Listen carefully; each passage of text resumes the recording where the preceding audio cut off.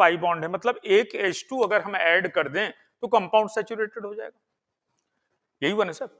Degree of unsaturation जैसे 2 है 3 है, तो ये बता रहा है कि उसमें 3 इक्विवेलेंट H2 की रिक्वायरमेंट है, 3 H2 दे दिए जाए तो कंपाउंड सैचुरेटेड हो जाएगा। तो जो नाम लिखा है डबल बॉन्ड इक्विवेलेंट, मतलब अगर DU1 है इसका मतलब एक पाई बॉन्ड है। हाइड्रोजन डिफिशियंसी इंडेक्स मतलब एक H2 की डिफिशियंसी है अगर DU1 है, यही है ना। तो इसमें टोटल कितने कार्बन है? 8 क्यूब है तो 8 होंगे, होंगे ना सर। तो साहब कार्बन 8 हो गए और हर कार्बन 3 डिग्री में है, डिग्री समझते होंगे। एक कार्बन कितने कार्बन से जुड़ा है? 3 कार्बन से। तो हर कार्बन के साथ एक हाइड्रोजन होगा, तो फार्मूला ये बनेगा। और हमें क्या देखना है कि how many H2 we add in this formula compound converted into alkane formula, यही देखना। तो CnH2n+2 के फार्मूले में लाने में हमें कितने H2 ऐड करने हैं, वो DU है, ठीक है। हम कैसे निकालेंगे फिर इसमें कहीं कोई टेक्निकलिटी नहीं, कुछ एरर नहीं, आपको फार्मूला दिया गया, देख लिया कितने चाहिए भैया। अगर 8 कार्बन से एल्केन बनाएंगे तो क्या बनेगा? How many hydrogen by the same carbon, alkane फार्मूले में कितने हाइड्रोजन आए साहब? 18। एंड जो दिए हैं वो कितने हैं साहब अभी? 8। Y divided by 2 because we require molecule and here atom. तो कितना आ गया सर?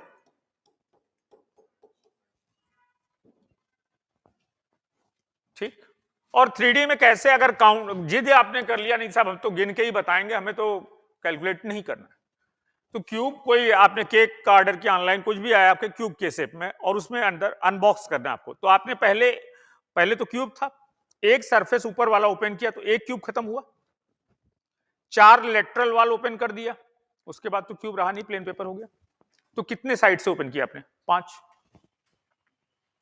अनबॉक्स करके सोचो ना, बॉक्स रखा हुआ है क्यूब के शेप में, आपको ओपन करना है, तो पहले ऊपर वाला सरफेस ओपन किया तो एक क्यूब खत्म हो गया, एक रिंग खत्म, चारों साइड से एक एक वाल गिराई, अब तो प्लेन पेपर रहा, क्यूब रहा ही 5। ठीक है। फार्मूले से करना चाहते हो तो भी लिख देते हो, वैसे पहले भी पढ़ा होगा, 2 into number of carbon plus 2 minus number of hydrogen divided by 2। ये देखिए, अगर कभी ऐसा कोई फार्मूला मिल जाए सॉल्व करने में जिसमें क्लोरीन दिया हो, नाइट्रोजन दिया हो, DU is equal to 2 into number of carbon plus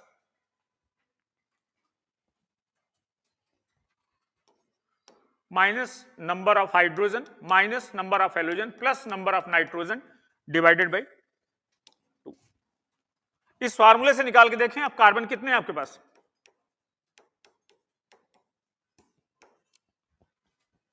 आ गया अभी भी वही है, लेकिन ये कहां ज्यादा बेहतर काम करेगा? नाइट्रोजन। आप कहोगे साहब कैसे, क्यों हाइड्रोजन को माइनस किया तो हेलोजन को भी किया? दोनों मोनोवैलेंट है, मोनोवैलेंट में हम माइनस कर रहे हैं, नाइट्रोजन क्या है? ट्राईवैलेंट है, उसका ऐड कर दिया। Clear sir? कोई भी फार्मूला दिया जाए, कोई भी स्ट्रक्चर दिया जाए, रिंग को आप बेंजीन का DU क्या होगा सर? 4, एक रिंग 3 पाई बॉन्ड। इसकी जानकारी क्यों जरूरी है? क्योंकि जो बहुत से ऐसे क्वेश्चन आते हैं, कोई फार्मूला दे दिया, इससे 2 स्ट्रक्चर पॉसिबल हैं and A and B 2 structures are possible, which one is more acidic. जैसे ही एसिडिक पूछा हम GOC में आ गए, जब तक स्ट्रक्चर बनाना था तब तक हम जनरल पे थे। तो बिना DU के अगर हम स्ट्रक्चर बनाने को सोचेंगे तो हम एक बार सिंगल बॉन्ड भी लगाने की सोचेंगे, डबल भी लगाने की सोचेंगे, जेनेवा से कॉल भी आ सकती है, वैलेंसी एक्सीड कर सकती है, इसलिए नहीं करना। आइए साहब अपने टॉपिक पे, इंडक्टिव इफेक्ट। इसका एक ऑप्शनल नेम भी है, ट्रांसमिशन इफेक्ट। क्या नाम है साहब? ट्रांसमिशन इफेक्ट भी कहते हैं, शॉर्ट में इसे आई इफेक्ट भी बोलते हैं,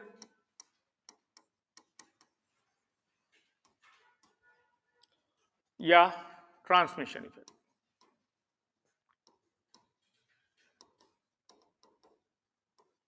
बेस क्या है इस इफेक्ट का, कैसे हम समझेंगे इंडक्टिव इफेक्ट में क्या ऐसा फैक्टर है जिसकी वजह से इंडक्टिव इफेक्ट ऑपरेट हो रहा है?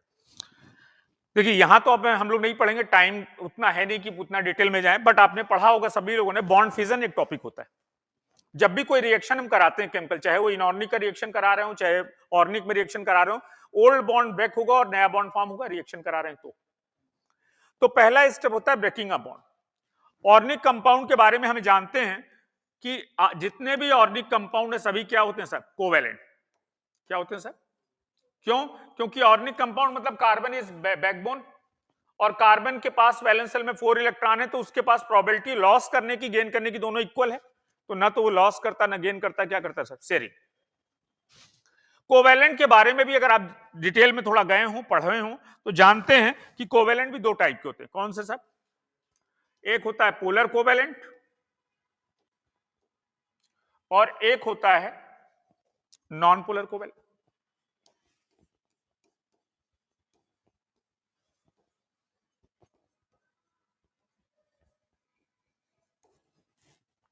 तो ऑर्गेनिक कंपाउंड भी दो टाइप के होंगे, इस कैटेगरी में भी आएंगे और इस कैटेगरी में भी आएंगे। ठीक है। पीरियोडिक टेबल में अगर ध्यान से देखें आप, तो कार्बन और हाइड्रोजन की ईएन वैल्यू पीरियोडिक प्रॉपर्टीज पढ़ा होगा, nearly equal, not just equal, nearly equal. तो जितने भी सारे कंपाउंड का बेस क्या है सर? हाइड्रोकार्बन। क्या है sir? Hydrocarbon. What is hydrocarbon? The compound which are made up of only carbon and hydrogen. Alkane, alkene, alkyne, benzene, ये सभी हाइड्रोकार्बन। अब हाइड्रोकार्बन से हमें जो भी बनाना है कंपाउंड, हमें हेलोजन डेरिवेटिव बनाना है तो एक हाइड्रोजन हम हटा के हेलोजन लगा देते हैं। हमें अल्कोहल बनाना है तो एक एच हटाया और उसकी जगह क्या लगाया? OH। तो they are derivative, all the organic compounds are derivative of the hydrocarbon because they are derived from hydrocarbon. Clear sir? तो अगर हम हाइड्रोकार्बन का कोई रिएक्शन करा रहे हैं, हमने ले लिया मेथेन और इसको हमने Cl2 के साथ रिएक्ट कराना है सनलाइट या यूवी रेज के प्रेजेंस में, और हमारे पास प्रोडक्ट ऐसा कुछ बनता है मिथाइल क्लोराइड HCl, तो ये बनने से पहले पहले क्या हुआ होगा? बॉन्ड ब्रेक हुआ होगा। तो बॉन्ड ब्रेकिंग दो टाइप की थी, होमोलाइटिक एंड हेट्रोलाइटिक। जो कंपाउंड नॉन पोलर कोवेलेंट हैं, कौन से सब? उनमें जो बॉन्ड फिजन होगा वो होमोलाइटिक होगा, अंदर नहीं आएगा। घबराइए नहीं एकदम, ये पार्लियामेंट नहीं है कि दर्शक दीर्घ कोई कूद जाएगा, नहीं कूदेगा। ग्लास लगा हुआ, वहां भी अब ग्लास लगाने वाले हैं। कोई कंपाउंड लिया ए, कोई एलिमेंट लिया ए, दूसरा एलिमेंट लिया बी, और इन दोनों को रिएक्ट करा के ए बी बनाया। ठीक है ना? क्लियर? अब ये अगर हमें पता चल जाए कि ये कंपाउंड किस टाइप का, तो हमें रिएक्शन भी पता चल जाएगा किस टाइप का, बॉन्ड फिजन किस टाइप का, सारी इंफॉर्मेशन मिल जाएगी। तो साहब ये जानने के लिए हम क्या देखते हैं? Difference of electronegativity between the two elements in which bond formation take place. इस और इस एलिमेंट में बॉन्ड बनाए तो इसके इलेक्ट्रोनेगेटिविटी का डिफरेंस देख लिया। अगर डिफरेंस 0 है तो कोवेलेंट कैरेक्टर कितना हुआ साहब? 100%। आयनिक कैरेक्टर कितना हुआ साहब? 0%। किसी ऑब्जेक्ट पे इक्वल फोर्सेस अपोजिट डायरेक्शन से वर्क कर रहे हैं तो डिस्प्लेसमेंट 0। ये अपनी तरफ जिस फोर्स से पुल कर रहा है ये भी अपनी तरफ कर रहा है, तो सेंटर में ही इलेक्ट्रॉन होगा। जब तक इलेक्ट्रॉन सेंटर में है तब तक किसी पे कोई चार्ज नहीं। जब किसी एक साइड में डिस्प्लेस होगा तो उधर पार्शियल नेगेटिव और दूसरे साइड पार्शियल पॉजिटिव। आयनिक और पोलर कोवेलेंट की अपर लिमिट क्या है? आयनिक वो है कि इलेक्ट्रॉन का कंप्लीट ट्रांसफर हो जाए, और पोलर का क्या है? Slightly displace towards more electronegative. यही है ना सर? जैसे जैसे डिफरेंस ऑफ ईएन वैल्यू बढ़ेगा, कोवेलेंट कैरेक्टर डिक्रीज करेगा, आयनिक कैरेक्टर बढ़ेगा। इस पूरे प्रोसेस में एक ऐसा स्टेट आएगा जब यहां ये वैल्यू 1.7 होती है, उस केस में covalent character 50%, ionic character 50%। It is only hypothetical value. Never try to find any such molecule which has Britannia 50-50 character, नहीं मिलेगा। ये एक्सपेरिमेंटल ऑब्जर्वेशन पे है, टाइम खराब करने की कोई जरूरत नहीं। तो अपने पास कोवेलेंट की लिमिट क्या हो गई? 0 to 1.7। ऑर्गेनिक कंपाउंड में मिनिमम डिफरेंस 0 हो सकता है, मैक्सिमम डिफरेंस 1.7 से लेस होगा, उससे ऊपर नहीं जाएगा। उससे ऊपर गया तो आयनिक हो जाएगा। ठीक है ना सर? ऑर्गेनिक की हम बात कर रहे हैं। तो साहब इंडक्टिव इफेक्ट किसमें एप्लीकेबल होगा? 0 में एप्लीकेबल नहीं होगा। पोलर कोवेलेंट कंपाउंड जितने होंगे उसी में इंडक्टिव इफेक्ट हम अप्लाई करेंगे। यहां स्टार्ट करने से पहले इंडक्टिव इफेक्ट एक चीज और समझिए। पीरियोडिक टेबल में आपने पढ़ा होगा कि जब आप लेफ्ट टू राइट जाते हो साइज डिक्रीज करती है और इलेक्ट्रोनेगेटिविटी इंक्रीज करती है, पढ़ा होगा sir. When we move from left to right in a particular period, then size decreases, EN value increases. Top to bottom just reverse, size बढ़ेगी और ईएन वैल्यू कम हो जाएगी। इतना क्लियर है ना सर? अगर हम एल्केन की बात करें, एल्केन में इंडक्टिव इफेक्ट कभी ऑपरेट नहीं होगा, नहीं हो सकता। लेकिन हमने कार्बन की चेन लिया और एक हाइड्रोजन को हटा के यहाँ एक्स लगा लिया, हेलोजन लगा लिया। हेलोजन में भी प्रॉब्लम है साहब, ज्यादा दिमाग लग रहा है तो क्लोरीन लगा लिया सीधे। क्या लगा दिया साहब? क्लोरीन। क्लोरीन की एन वैल्यू कार्बन से ज्यादा होगी, तो shared electron are displaced towards chlorine, so over chlorine partial negative and over this carbon partial positive. ऐसा क्यों हुआ? Difference of electronegative. अभी तक इंडक्टिव नहीं है, अभी तक केवल पोलैरिटी है, इंडक्टिव अब होगा। अगर अब इंडक्टिव जो होगा वो आपको समझ में आया तो आपको ट्रांसमिशन इफेक्ट भी समझ में आ जाएगा। क्यों कहते हैं? इस कार्बन पे कौन सा चार्ज है बेटा? Partial positive. और अभी हमने आपको बताया कि साइज डिक्रीज होगी तो ईएन वैल्यू बढ़ेगी। And cation is always smaller than neutral. कोई भी केटायन होगा, Na+ की साइज Na से छोटी होगी, Cl- की साइज Cl से बड़ी होगी। Anion is always larger than neutral and cation is always smaller than neutral. तो ये कार्बन जिसपे पार्शियल पॉजिटिव चार्ज आ रहा है, इसकी साइज स्मॉल होगी रिलेटिवली टू न्यूट्रल कार्बन होगी, तो ये भी इससे इलेक्ट्रॉन को पुल करेगा अपनी तरफ। इस पे भी पॉजिटिव आएगा बट कम आएगा, उतना नहीं पुल कर पाएगा जितना क्लोरीन कर रहा था। फिर यहां पे भी ऐसी दुर्घटनाएं होंगी और यहां भी होगी। कुछ बुक्स में बुद्धिजीवियों ने लिखा है the polarity which is appear due to inductive effect is transmit only 2 or 3 carbon या 3 या 4, बट एक्चुअल पोलैरिटी किसकी वजह से हो रही है उस पर देखना पड़ेगा। हमने फ्लोरीन लगाया, उसकी एन वैल्यू और ज्यादा दूर तक जाएगा। भाई बच्चा एक एक्सपेरिमेंट अपने आप करता है, जब उसे नहीं पता होता कि एक्सपेरिमेंट कर रहा है। मैग्नेट लिया, छोटे बच्चे करते थे पहले, अब आजकल के बच्चे मोबाइल से फुर्सत मिली तो करेंगे। तो पेज के नीचे मैग्नेट ले लिया, हाथ रख दिया, ऊपर कॉइन, तो मैग्नेट घुमा रहा, कॉइन भी घूम रहा है। बट पेज बढ़ाते जाएंगे मैग्नेट और कॉइन के बीच में एक स्टेट ऐसा आएगा कि कॉइन गिर जाएगा, मैग्नेट हाथ में ही रहेगा। तो वो लिमिट जहां तक कि मैग्नेट घुमाने से कॉइन घूम रहा है वो डिपेंड करेगा कि मैग्नेट का पोटेंशियल क्या है। बार अगर हाई डेंसिटी का मैग्नेट लिया, हाई स्ट्रेंथ का मैग्नेट लिया तो ज्यादा थिकनेस तक काम करेगा। छोटा सा मैग्नेट है, मैग्नेटिक फील्ड बहुत कम है, तो 4-5 पेज बाद ही खत्म हो जाएगा। तो इंडक्टिव इफेक्ट में ये जो ग्रुप लगा है जिसकी वजह से पोलैरिटी आ रही, इसकी ईएन वैल्यू क्या है? मतलब main factor of inductive effect is what? Difference of electronegative. अगर डिफरेंस ऑफ इलेक्ट्रोनेगेटिविटी जितनी ज्यादा होगी उतना ज्यादा पोलैरिटी होगी। क्यों हमने ट्रांसमिशन इफेक्ट कहा? क्योंकि अगर हम क्लोरीन को हटा दें तो कंपाउंड में पोलैरिटी है ही नहीं। क्लोरीन की वजह से पोलैरिटी किस कार्बन पे आई? इस कार्बन पे आई, and that polarity is transmit throughout the whole chain. This is the reason why we say that transmission effect. समझ रहे हैं? तो जो पोलैरिटी किसी ग्रुप जो कि लगा है टर्मिनल पे उसकी वजह से क्रिएट हो रहा है वो पूरे चेन में ट्रांसमिट। अब इसको भी समझने के लिए, क्योंकि एक वर्ड अभी हम यूज करेंगे जब एप्लीकेशन करेंगे सॉल्व क्वेश्चंस, कि inductive effect is distance dependent. दूरी बढ़ी, इफेक्ट कम हुआ। साउंड बॉक्स कहीं चल रहा है, आप उसके नजदीक है, आपको ज्यादा नॉइस सुनाई देगा।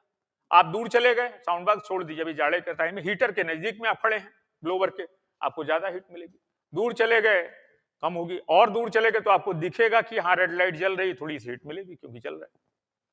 मतलब डिस्टेंस बढ़ा किसी भी सोर्स से, सोर्स की इंटेंसिटी पे कोई फर्क नहीं पड़ा। आप हैं, हम हैं, तब भी यहां लाइट पड़ रही है, नहीं है तब भी यहां उतनी लाइट पड़ रही है। बच्चा बैठा है, भाई बेंच तो अभी भी है ना क्लास में, सीट तो अभी भी है, बच्चा नहीं बैठा तब ऐसे थोड़ी सीट गायब हो जाए, सीट तो है। तो सोर्स की इंटेंसिटी का ये जो यहां फ्लोरीन हमने लगाया, कार्बन अगर 3 थे तो 3 तक ही दिखाया, 4 होते तो चौथे पे भी थोड़ी बहुत पोलैरिटी आती। डिस्टेंस जितना ज्यादा होगा पोलैरिटी उतनी कम होती है, ग्रेजुअली डिक्रीज करती जाएगी। क्लियर? फिर बताते हैं इंडक्टिव इफेक्ट 2 टाइप्स के होते हैं, एक होता है प्लस आई और एक होता है सर माइनस आई। कितने टाइप के सर? 2 टाइप्स के। तो ये जो क्लोरीन था इसको हम क्या कह सकते हैं? It is the factor, it is the group by which the polarities appear, कह सकते हैं सर। और इस पोलैरिटी के अपीयर होने से ही इंडक्शन हुआ चार्ज का, तो हम इसे इंडक्टिव इफेक्ट काजिंग ग्रुप भी बोल सकते हैं। बोल सकते हैं सर? सोइंग ग्रुप या काजिंग ग्रुप बोल सकते हैं सर। तो इंडक्टिव इफेक्ट 2 टाइप्स के हैं, तो इंडक्टिव इफेक्ट शो करने वाले ग्रुप भी 2 टाइप के होंगे। कौन कौन से? एक होगा साहब ईडीजी और एक होगा ईडब्ल्यूजी। ईडब्ल्यूजी का मतलब क्या? माइनस आई, और ईडीजी का मतलब क्या? Plus I. Electron donating group and electron withdrawing group. ठीक है ना सर? बोलिए सर। अब इन ग्रुप्स को आप समझ लेंगे तो इंडक्टिव इफेक्ट की कहानी ऑलमोस्ट कंप्लीट हो जाएगी। देखिए जितने भी एनायन हैं, all the anions are plus I और एडीजी।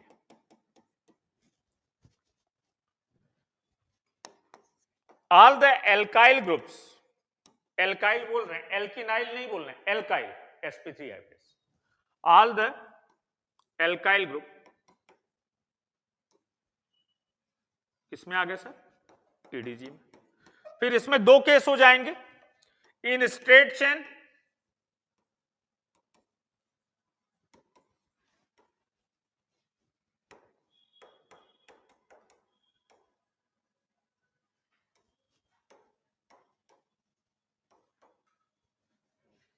नंबर ऑफ कार्बन के डायरेक्टली प्रोपोर्शनल, 3 कार्बन का एक एल्काइल ग्रुप है, एक 4 का है, एक 2 का है, एक 5 का है, तो 5 वाले का ज्यादा होगा, ठीक है ना। एक्चुअल में hyper conjugation is the correct explanation of inductive field. जो फैक्टर था वो हाइपर था, बट पहले इंडक्टिव बताया गया था, तो देख लेते हैं, क्योंकि जेई कभी ये पूछता तो है नहीं कौन पहले आया, वो तो कहता है ये बता दो कौन सा ज्यादा एसडी का। फॉर एग्जाम्पल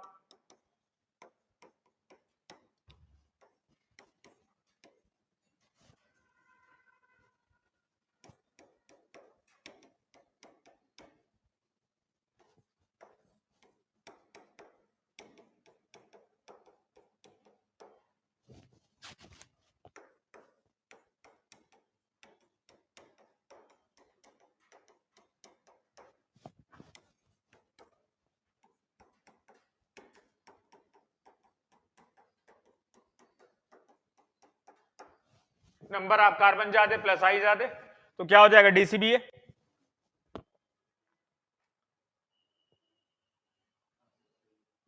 धन्यवाद, थोड़ा टाइम लिया बट बताया आपने सही।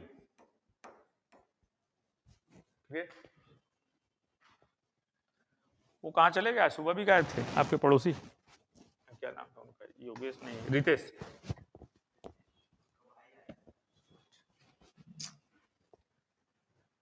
वो बीटेक उटेक कर लिए बड़े भाई।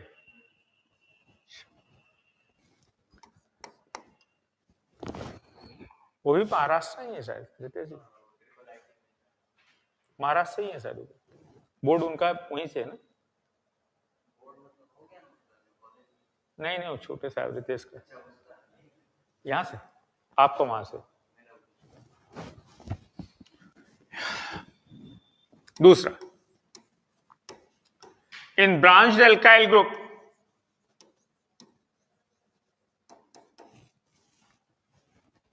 अच्छा इसमें दिखाई भी देता क्या? साइज डिफरेंस से इंडक्शन कैसे सर? इंडक्शन साइज डिफरेंस से नहीं हुआ, साइज डिफरेंस से ईएन वैल्यू बढ़ गई, ईएन वैल्यू बढ़ गई तो पोलरिटी बढ़ गई, और पोलरिटी बढ़ी तो इंडक्शन उसी को बोल रहे हैं, जितना ज्यादा पोलर होगा उतना ईएन, साइज जितनी कम होगी इलेक्ट्रोनेगेटिविटी उतनी ज्यादा होगी।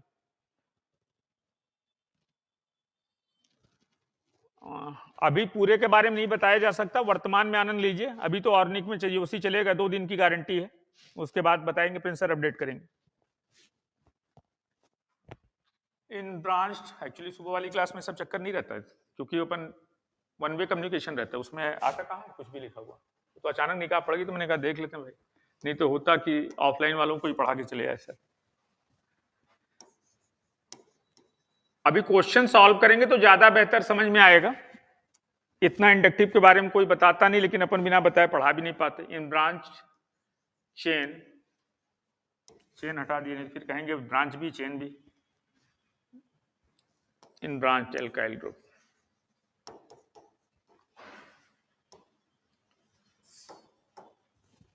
देखिए साहब, इसमें एक कंडीशन है ब्रांच में कि number of carbon should be same, first priority goes to number of carbon.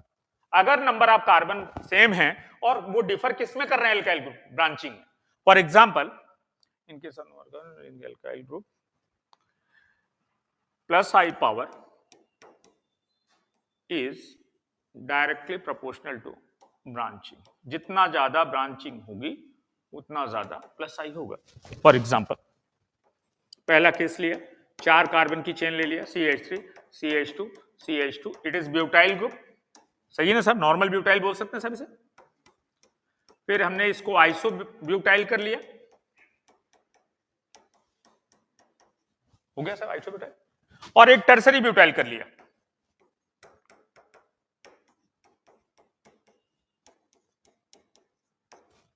ठीक है सर। अब इन तीनों में अगर कंपेयर करें, तीनों अगर कंपेयर करें तो किसका होगा सबसे ज्यादा ब्रांचिंग, किसमें सर, जितने ज्यादा कार्बन का एक सेंटर कार्बन डिग्री जितनी ज्यादा हो, तो सबसे ज्यादा किसमें सर, सी में। फिर यही होगा सर, ये तो एल्काइल ग्रुप की कहानी थी। एनायन का सबसे ज्यादा होगा, all the alkyl group are electron donating, उसमें दो टाइप हो जाते हैं, स्ट्रेट चेन और branching. First priority goes to number of carbon, if number of carbon are equal and they differ with respect to branching, then more branch more plus I. Clear sir, clear ना sir. अगर cycloalkyl group दे दिया गया है, cumulative effect देखेंगे, जितने ज्यादा carbon हो, साइक्लोप्रोपाइल साइक्लोब्यूटाइल साइक्लोपेंटाइल, तो किसका ज्यादा होगा, साइक्लोपेंटाइल। मतलब हमने आपको एक सिंपल वर्ड में बता दिया कि एल्काइल के केस में हमें क्या सोचना है, नंबर ऑफ कार्बन, जितने ज्यादा नंबर ऑफ कार्बन उतना ज्यादा इलेक्ट्रॉन डोनेटिंग इफेक्ट। ठीक है, एक और इसमें आइसोटोपिक इफेक्ट आता है। आइसोटोपिक इफेक्ट मतलब कि आइसोटोप, आपने पढ़ा होगा आइसोटोप के बारे में, थोड़ी बहुत जानकारी होगी आपको, तो आपने पढ़ा होगा कि आइसोटोप्स में से atomic number same, they differ with respect to mass number. अगर एटॉमिक नंबर सेम है तो नंबर ऑफ इलेक्ट्रॉन सेम है, और chemical behaviour is depends on the number of electron only, mass number पे कोई फर्क नहीं पड़ता। तो आइसोटोपिक इफेक्ट में प्लस आई पे फर्क पड़ेगा, तो क्यों पड़ेगा, क्योंकि बॉन्ड कौन सा टूटेगा ज्यादा। देखिए सिंपल सा याद रखिए, इनकेस ऑफ आइसोटोप, जैसे हमने ले लिया H ले लिया हाइड्रोजन, इसी का दूसरा आइसोटोप नाम सुना होगा ड्यूटेरियम, इसी का तीसरा ले लिया ट्रिटियम। तो इन केस ऑफ आइसोटोप्स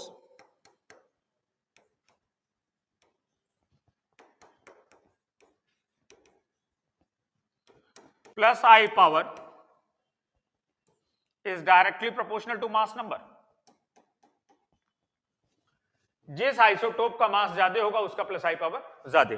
तो क्या ऑर्डर हो जाएगा सर, प्लस आई का डिक्रीजिंग टी डी एच होगा सर। अगर कहीं ऐसा आ जाता है,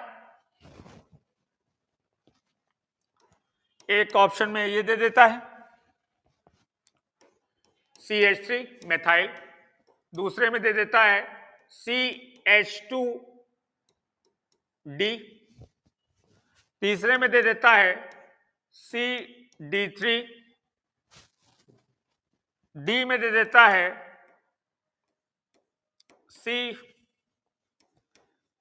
T3 से तो हार्मोन लोग समझ लेगा, थायराइड का।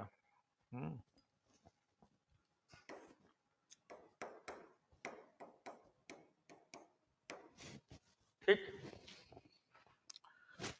एक और ले लीजिए, थोड़ा सा कंफ्यूजन क्रिएट रहे बराबर का, CH D and D। तो सबसे ज्यादा तो इसी का होगा, क्योंकि ट्रिटियम का ज्यादा प्लस आई होता है। डिक्रीजिंग ऑर्डर अगर हम लिखें तो क्या होगा, सबसे ज्यादा डी, डी के बाद सी, सी के बाद ई, ई के बाद बी।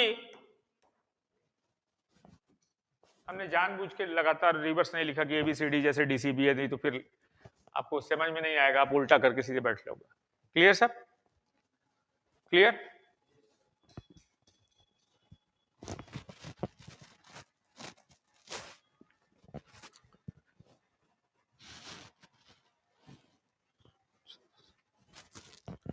ठीक है सर, देखिए माइनस आई इलेक्ट्रॉन विथड्राइंग ग्रुप, इसमें कहानी थोड़ी ज्यादा लंबी होती है। स्ट्रॉन्गेस्ट माइनस आई समझ रहे हैं, दो जिस कार्बन से हमने कोई ग्रुप लगाया, अगर यहां हमने कोई एक्स लगा रखा है ग्रुप और उसकी एन वैल्यू ज्यादा है, पोलैरिटी ज्यादा, तो ऐसा माइनस और प्लस होगा।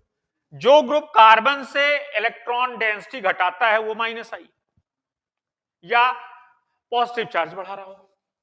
वो कब बढ़ाएगा, जब द एटम जो कनेक्टेड है कार्बन से उसकी ईएन वैल्यू कार्बन से ज्यादा। और जो कार्बन पे इलेक्ट्रॉन डेंसिटी बढ़ा रहा है वो प्लस आई होगा। स्ट्रॉन्गेस्ट माइनस आई में NF3 प्लस, इसके बाद NR3 प्लस, इसके बाद SR2 प्लस, इसके बाद NH3 प्लस, इसके बाद नाइट्रो, फिर साइनाइड कार्बोक्सिल चलता रहता है। ठीक है ना, हमें केवल इसलिए इसको देखना है क्योंकि बिटसेट में क्वेश्चन आ चुका और बिटसेट और मेंस के क्वेश्चन में बहुत ज्यादा वेरिएशन नहीं है केमिस्ट्री के उसी पार्ट में पर्टिकुलर। अभी आपने पढ़ा कि all the alkyl group are electron donating. Fluorine में कोई पंगा नहीं है क्योंकि फ्लोरीन की एन वैल्यू बहुत ज्यादा है, नाइट्रोजन पॉजिटिव चार्ज था और इलेक्ट्रॉन खींचा होगा तो पॉजिटिव चार्ज और बढ़ा होगा, इलेक्ट्रोनेगेटिविटी बढ़ी होगी, माइनस आई बढ़ गया। बट मुद्दा ये आया कि NR3 में 3 R लगे हैं। R मतलब क्या? Alkyl group. एल्काइल ग्रुप क्या हो रहे हैं साहब? प्लस आई होते हैं ना साहब। तो प्लस आई है तो पॉजिटिव चार्ज पे इलेक्ट्रॉन डेंसिटी बढ़ा दिया होगा, मतलब पॉजिटिव चार्ज कम हो गया होगा एज कंपेयर टू इसके रिस्पेक्ट में। क्लियर है ना साहब? इसके रिस्पेक्ट में पॉजिटिव चार्ज क्या हो गया होगा? यहां पॉजिटिव चार्ज ज्यादा होना चाहिए, यहां कम होना चाहिए। क्यों? क्योंकि हाइड्रोजन तो बेचारा है, ना लेता है ना देता है, क्योंकि उसको स्टैंडर्ड माना गया है। हाइड्रोजन के रिस्पेक्ट में जिसकी एन वैल्यू ज्यादा है वो माइनस आई, हाइड्रोजन के रिस्पेक्ट में जिसकी एन वैल्यू कम है वो प्लस आई। क्लियर साहब? बोलिए सर। अब यही एक्सप्लेन करना होता है कि NR3 प्लस ज्यादा माइनस आई क्यों। Aldous positive charge nitrogen is directly connected by 3 alkyl group and we know that all the alkyl group are what? All the alkyl group are electron donating.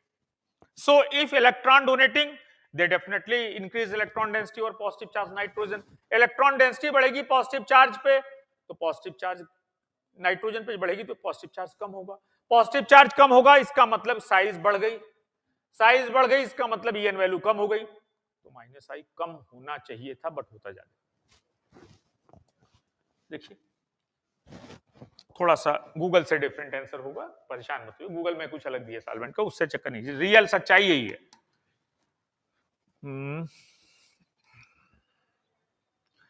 Alkene के बारे में आपने पढ़ा होगा, जानते होंगे, थोड़ी बहुत जानकारी एल्केन की सबको होती है क्योंकि 10th में भी ऑर्गेनिक में एल्केन एल्केन एल्काइन है। यहां पे कार्बन की हाइब्रिडाइजेशन स्टेट sp3 है, बॉन्ड एंगल 109 डिग्री 28 मिनट होगा, परसेंटेज ऑफ एस कैरेक्टर 25% होगा। sp3 है तो 1/4 25% होगा। एल्कीन में बहुत डिफरेंट होगा साहब, कॉपी से कुछ नहीं मिलेगा, अपन तो सो के उठे एक कप चाय पिया चल दिए, देखते उठते का चक्कर ही नहीं। ये गारंटी नहीं कि दूसरी क्लास में पढ़ाएंगे तो यही पढ़ाएंगे, कुछ भी हो सकता, लेकिन जो ऊपर वाले ने गाइड किया पढ़ाते हैं उसी से अभी तक बच्चों का काम हो जाता है। बिकॉज पेपर बनना चाहिए, पेपर में कोई भी क्वेश्चन आए तो आपने पढ़ रखा हो, गलत होता है कोई बात नहीं, अगला मेंस में सही होगा, बट ऐसा आ जाए कि पढ़ा नहीं है वो बहुत पेनफुल है, वो नहीं होना चाहिए। क्योंकि बच्चे ने ट्रस्ट किया कि भाई अब ज्यादा हेडेक नहीं लेना है, पढ़ लिया है, पढ़ाई दिया है तो उसी में मिल जाएगा, उसके बाद भी नहीं आए। और एक चीज हमेशा याद रखिए, पढ़ने का मतलब है कि सॉल्व करना पड़ेगा। मंदिर जाने से, भगवान के दर्शन करने से कुछ नहीं होता। अगर होता तो जब रामायण हुआ तो रावण ने भी भगवान राम के दर्शन किए थे, सामने ही खड़े थे, लड़ाई हो रही थी, मारा नहीं जाता। महाभारत में कृष्ण के सामने दुर्योधन खड़ा देखता ही था, भगवान के साक्षात दर्शन हो रहे थे, अपन तो मूर्ति के दर्शन करके आते। दर्शन से कुछ नहीं होता, अपने को चेंज करना पड़ता है, अध्यात्म लाना पड़ेगा अपने अंदर। तो पढ़ाई का अध्यात्म मतलब कि फील करना पड़ेगा, हमें एक्सरसाइज करनी, क्वेश्चन बन रहे हैं हमसे, आ रहे नहीं आ रहे, तब फायदा होगा। क्लास कर लिया, यहीं पे बैग में रख लिया कॉपी, दोबारा आए तो कभी ऐसा हो ही नहीं सकता कि नोटबुक न लाए हो कॉपी, क्योंकि घर पे निकाला ही नहीं, तो काम पढ़ना पड़ेगा। क्रैश कोर्स में भी आप आराम से, जैसे फिजिकल में सर ने कराया, काइनेटिक्स करा दिया, केवल क्वेश्चन सॉल्व कर लीजिए, कोई दिक्कत नहीं आएगी, बन जाएगा। क्योंकि जितने आए हुए हैं पीवाईक्यू उसी से मिलके नए कुछ बनाएंगे क्या, तो अगर पीवाईक्यू डिस्कस कर दिया और कॉन्सेप्ट फिर से रिफ्रेश कर दिया, हो गया।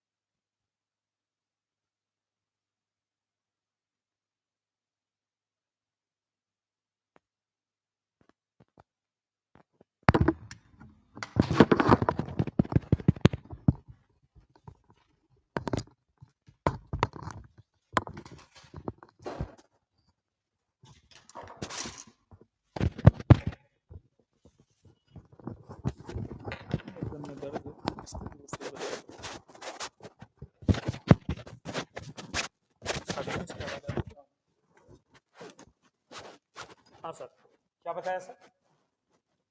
DC, कहीं भी रेजोनेंस में कुछ नहीं लगना। हाइपर अपन ने पढ़ा नहीं, हाइपर पढ़ेंगे तो आंसर हो जाएगा CD, हाइपर कंजुगेशन। अभी के हिसाब से, इंडक्टिव के हिसाब से सबसे ज्यादा D, क्योंकि प्लस आई लगा है D और C में, और D में नंबर ऑफ कार्बन ज्यादा है, तो DC। अब A में नाइट्रो है, इसका माइनस आई पावर ज्यादा है OMe से, तो क्या हो जाएगा DC। Correct sir, correct. B आएगा पहले। NO2 5वें नंबर पे होता है। OH और Me में वही कारण है जो NR3+ और NH3+ में। दूसरा वो भी देख ही लीजिए, एक केस और आया है।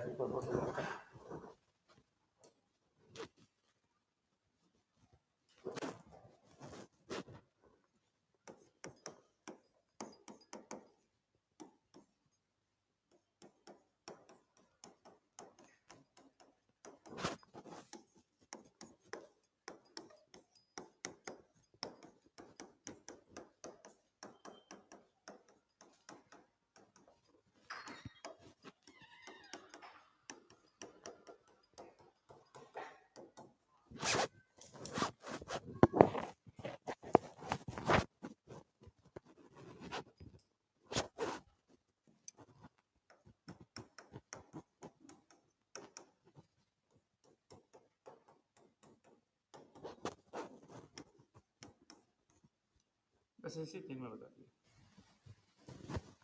देखिए यहां तक का पार्ट सब में कॉमन है, कॉमन है सर।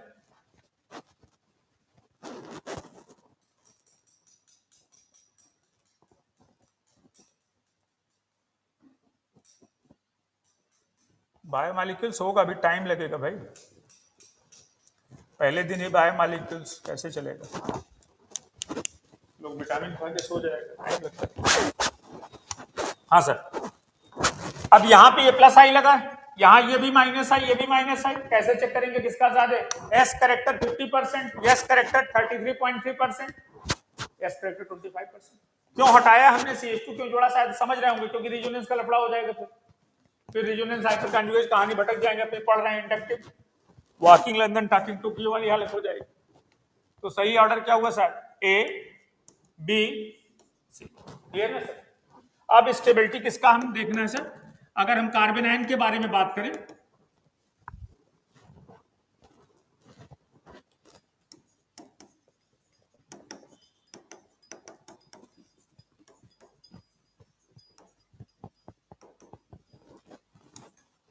सब चले गए, अंधेरे होने के बाद नहीं दिखाई देती, कबूतर खाते भी नहीं, पानी भी नहीं। सबसे ज्यादा हेल्दी यही लोग होते हैं, क्योंकि सनसेट के बाद बंद कर देते खाना पीना।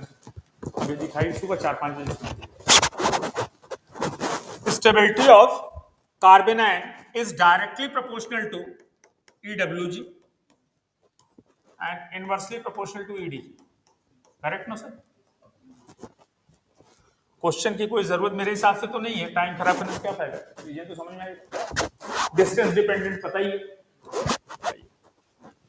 जो थोड़ा सा नया है SD की स्ट्रेंथ देख लिया, क्योंकि इसमें भी पंगे आएंगे।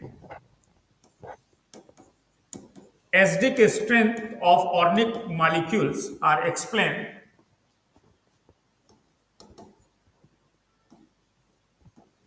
ऑर्गेनिक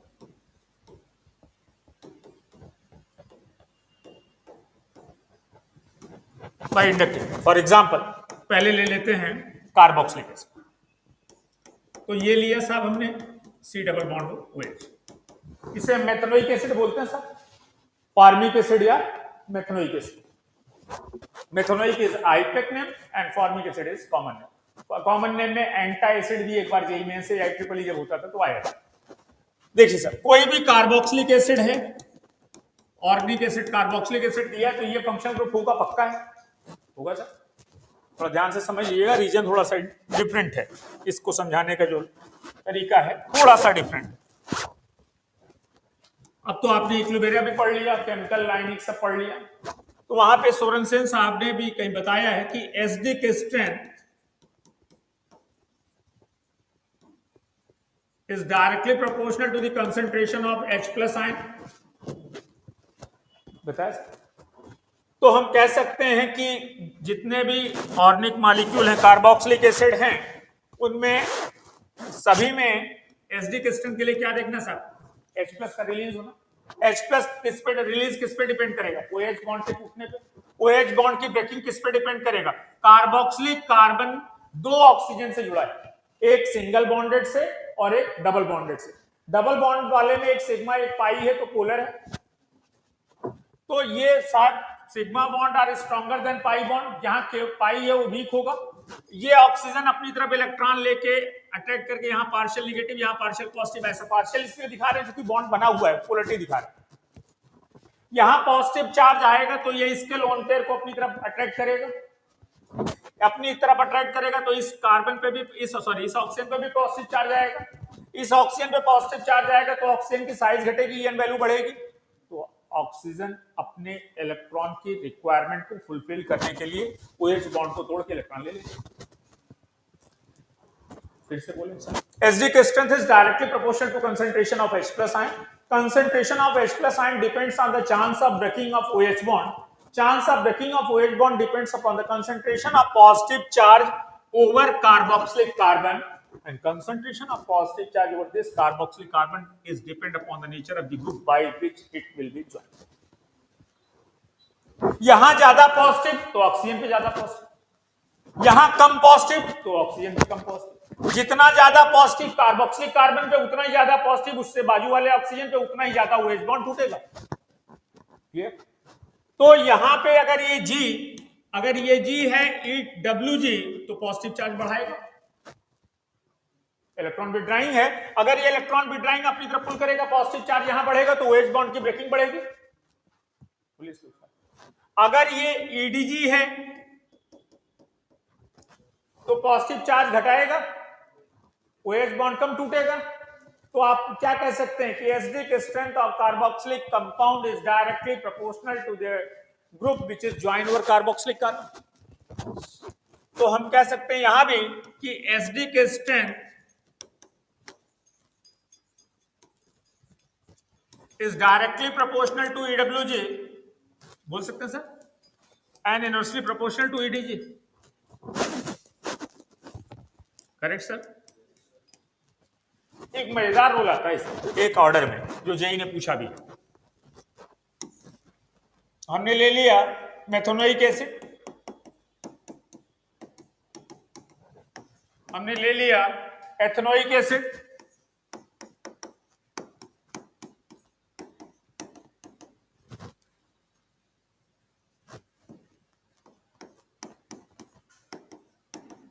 हमने ले लिया बेंजोइक एसिड,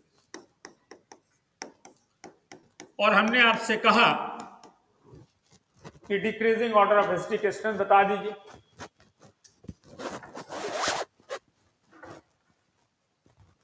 छह बजे भी बता रहे हैं OS।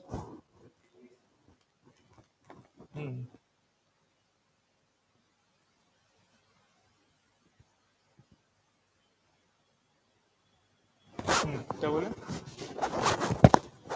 BAC। अब आप जल्दी में आ गए, अब आपका मन भर गया, आपको कुछ याद आ गया प्लेटफॉर्म। प्लस आई से कैसे जोड़ेगी? लिखने में तो नंबर उल्टा नहीं होता, नंबर तो एक ही बदलता है। सामने सब कुछ लिखा भी है। हाँ बोलिए सर। ACB, आपकी कॉपी में भी ACB लिखा, ये क्वेश्चन कराया होगा उन्होंने। सबसे ज्यादा फॉर्मिक एसिड, उसके बाद बेंजोइक एसिड, उसके बाद एथनोइक एसिड। बट बच्चा कभी कभी क्या करता है, सबसे ज्यादा C बताता है, minus I. Double bonded containing group are minus I, benzene में 6 कार्बन है, sp2 तो माइनस आई। वो भी एक ऑप्शन मिलता है जो मैं बोल रहा हूं, पहले नंबर पे रहता है CAB, कैब में आओ बैठो चल दो, माइनस में मिल जाता। हुआ क्यों नहीं? देखिए हाइड्रोजन तो बेचारा है, zero inductive friend, neither electron donating nor electron withdrawing. What is the positive charge that appear here due to migrating of the pi electron towards the oxygen? The same positive charge is transmitted. In case of benzoic acid, we know that benzene is aromatic compound. So in the ring 4n plus 2 pi electron current flows. होगा ना sir? किसी object पे अगर unequal force लग रही है तो electron उधर जाएगा जिधर ज्यादा फोर्स कम कर रहा है. कार्बोक्सिलिक का माइनस आई पावर बेंजीन के माइनस आई पावर से बहुत ज्यादा. इसको भी देख लीजिए, तीसरे वाले को फिर अंतर समझ में आ जाए. एक है साहब इंसान ने अपने आप डोनेट कर दिया, लो भैया था. एक है कि दादा टाइप के लोग आए और जबरदस्ती डोनेशन करा के ले गए. तो डोनेशन तो उसको माना जाएगा जो इंसान अपने आप डोनेट किया. CH3 की फितरत ही है इलेक्ट्रॉन डोनेट करने की, प्लस आई है. फिनाइल की टेंडेंसी नहीं है इलेक्ट्रॉन डोनेट करने की, बट कार्बोक्सिलिक के माइनस आई के इन्फ्लुएंस में इलेक्ट्रॉन का डोनेशन. तो यहां पे concentration of positive charge is maximum in methanoic acid. यहां पे पॉजिटिव चार्ज की कंसंट्रेशन इससे ज्यादा होगी. क्यों? क्योंकि इसके पाई इलेक्ट्रॉन पोलराइज होकर टुवर्ड्स कार्बोक्सिल जाएंगे और यहां पोलराइज इलेक्ट्रॉन अपने आप ही दे रहा है. तो सबसे कम पॉजिटिव चार्ज कहां मिलेगा? Aliphatic acid. सबसे ज्यादा मेथनोइक एसिड, एरोमेटिक में इन बिटवीन. और जितना ज्यादा पॉजिटिव चार्ज कार्बोक्सिलिक कार्बन पे उतना ज्यादा एसिड. कोई दिक्कत हो फरमाए नहीं. अब इसके सारे केस देख लीजिए कई बार में, जिससे आगे एसिड ओसिड की कहानी नहीं रहेगी. पेपर में आजकल के पैटर्न में पिछले 4-5 सालों में एसिड वर्ड यूज नहीं कर रहा है. वो के, पीके इस तरह से पूछे जाते हैं. वो भी सब आपने आयनिक पढ़ लिया तो सब पढ़ लिया हो. K is directly proportional to the SD का strength. करेक्ट और नॉट? बोलिए सर. K पता है कंसंट्रेशन लिख के दिखाना है, ड्राइव करना है नहीं. पीने के बाद उलट जाते हैं. PK is inversely proportional to SD. वो सोरेनसेन साहब की कहानी है. pH H plus directly proportional more low pH more SD. तो पेपर में कभी कभी पूछा जाता है which of the following has highest pK value, मतलब least SD. Which of the following has lowest K value, मतलब B K. Lowest pK more SD, highest K more SD. Clear? ठीक इसी तरह से बेस के लिए भी होता है. Kb is directly proportional to basic strength and pKb is inversely proportional to basic strength.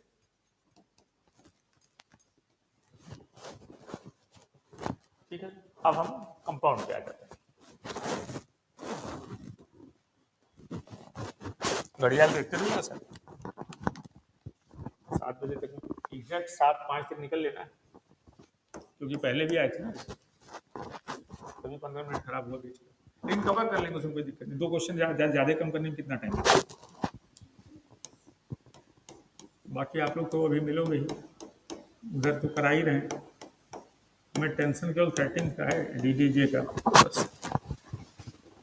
बाकी तो हमने सब पूर्णाहुति दे दी है. बेकार में जबरदस्ती भजन करा के आरती चल रही है. खत्म. आज पूछो साहब से डॉल उठते से कितने क्वेश्चन हुए ऐसे ही आज थे ना इसको साहब. क्वेश्चन सब ठीक ठाक थे, बट मेंस लेवल का नहीं था, एडवांस का. तो बोल दीजिए आपके एडवांस लेवल का लोग सेटल गिरा लेता है, जैसे दंगा हो गया तुरंत. नहीं समझना एडवांस का.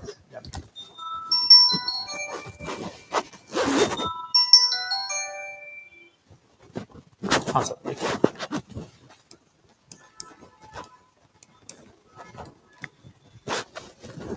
ऑक्सैलिक एसिड, सभी डाइओइक एसिड, मैलोनिक एसिड और उसे कहते हैं सक्सेनिक एसिड. कॉमन नेम का कोई रूल नहीं होता है. अगर आप हमें बोलेंगे कि इसे सक्सेनिक क्यों कहते हैं, हम आपसे पूछेंगे कि भिंडी को इंग्लिश में लेडीज फिंगर क्यों कहते हैं. ना आप हमें बताएंगे ना हम आपको बताएंगे, इसलिए आगे बढ़ लेते हैं.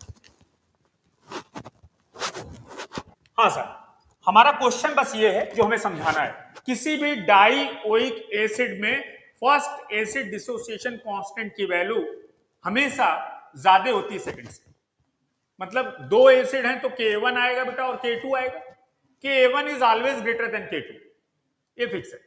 केवल एक जगह एक्सेप्शन आएगा, वो भी आएगा मैलिक और फिर मेरी, उसके बाद मिलते हैं। पहले यहां देखिए, एक सिंपल सा स्टेटमेंट था, in all the dioic acid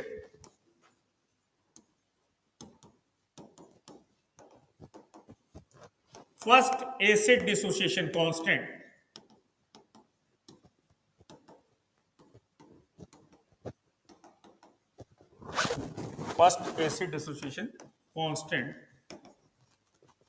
is always greater than second.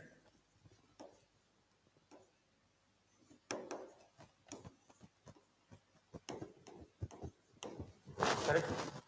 ऐसा क्यों? हमने आपको बताया कि जितने भी एनायन है सभी क्या है बेटा? इलेक्ट्रॉन डोनेटेड, और जितने न्यूट्रल कार्बोक्सिलिक है वो क्या है? माइनस आई है ना? अभी ऑक्सिलिक पे देख लेते हैं, ऐसे ही आए तो कुछ ले आएंगे, या तो आप सियाचिन होके जाएंगे, ठंडक अच्छी खासी आए थे, तो आप तो हिंदुस्तान में ही आए थे नॉर्मल।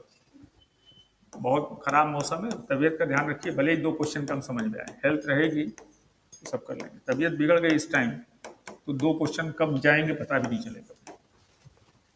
हाँ सर, ये भी कार्बोक्सिलिक, ये भी कार्बोक्सिलिक।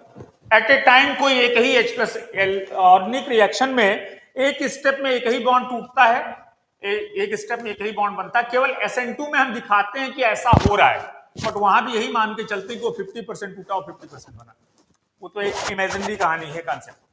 तो साहब एट ए टाइम किसी एक ने H+ दिया तो दूसरे ने -I का बिहेवियर शो किया, तो ये जो फर्स्ट एसिड डिसोसिएशन उसे हमने बोल दिया Ka1। ये बहुत आगे लिखा है, कार्बोक्सिलिक है।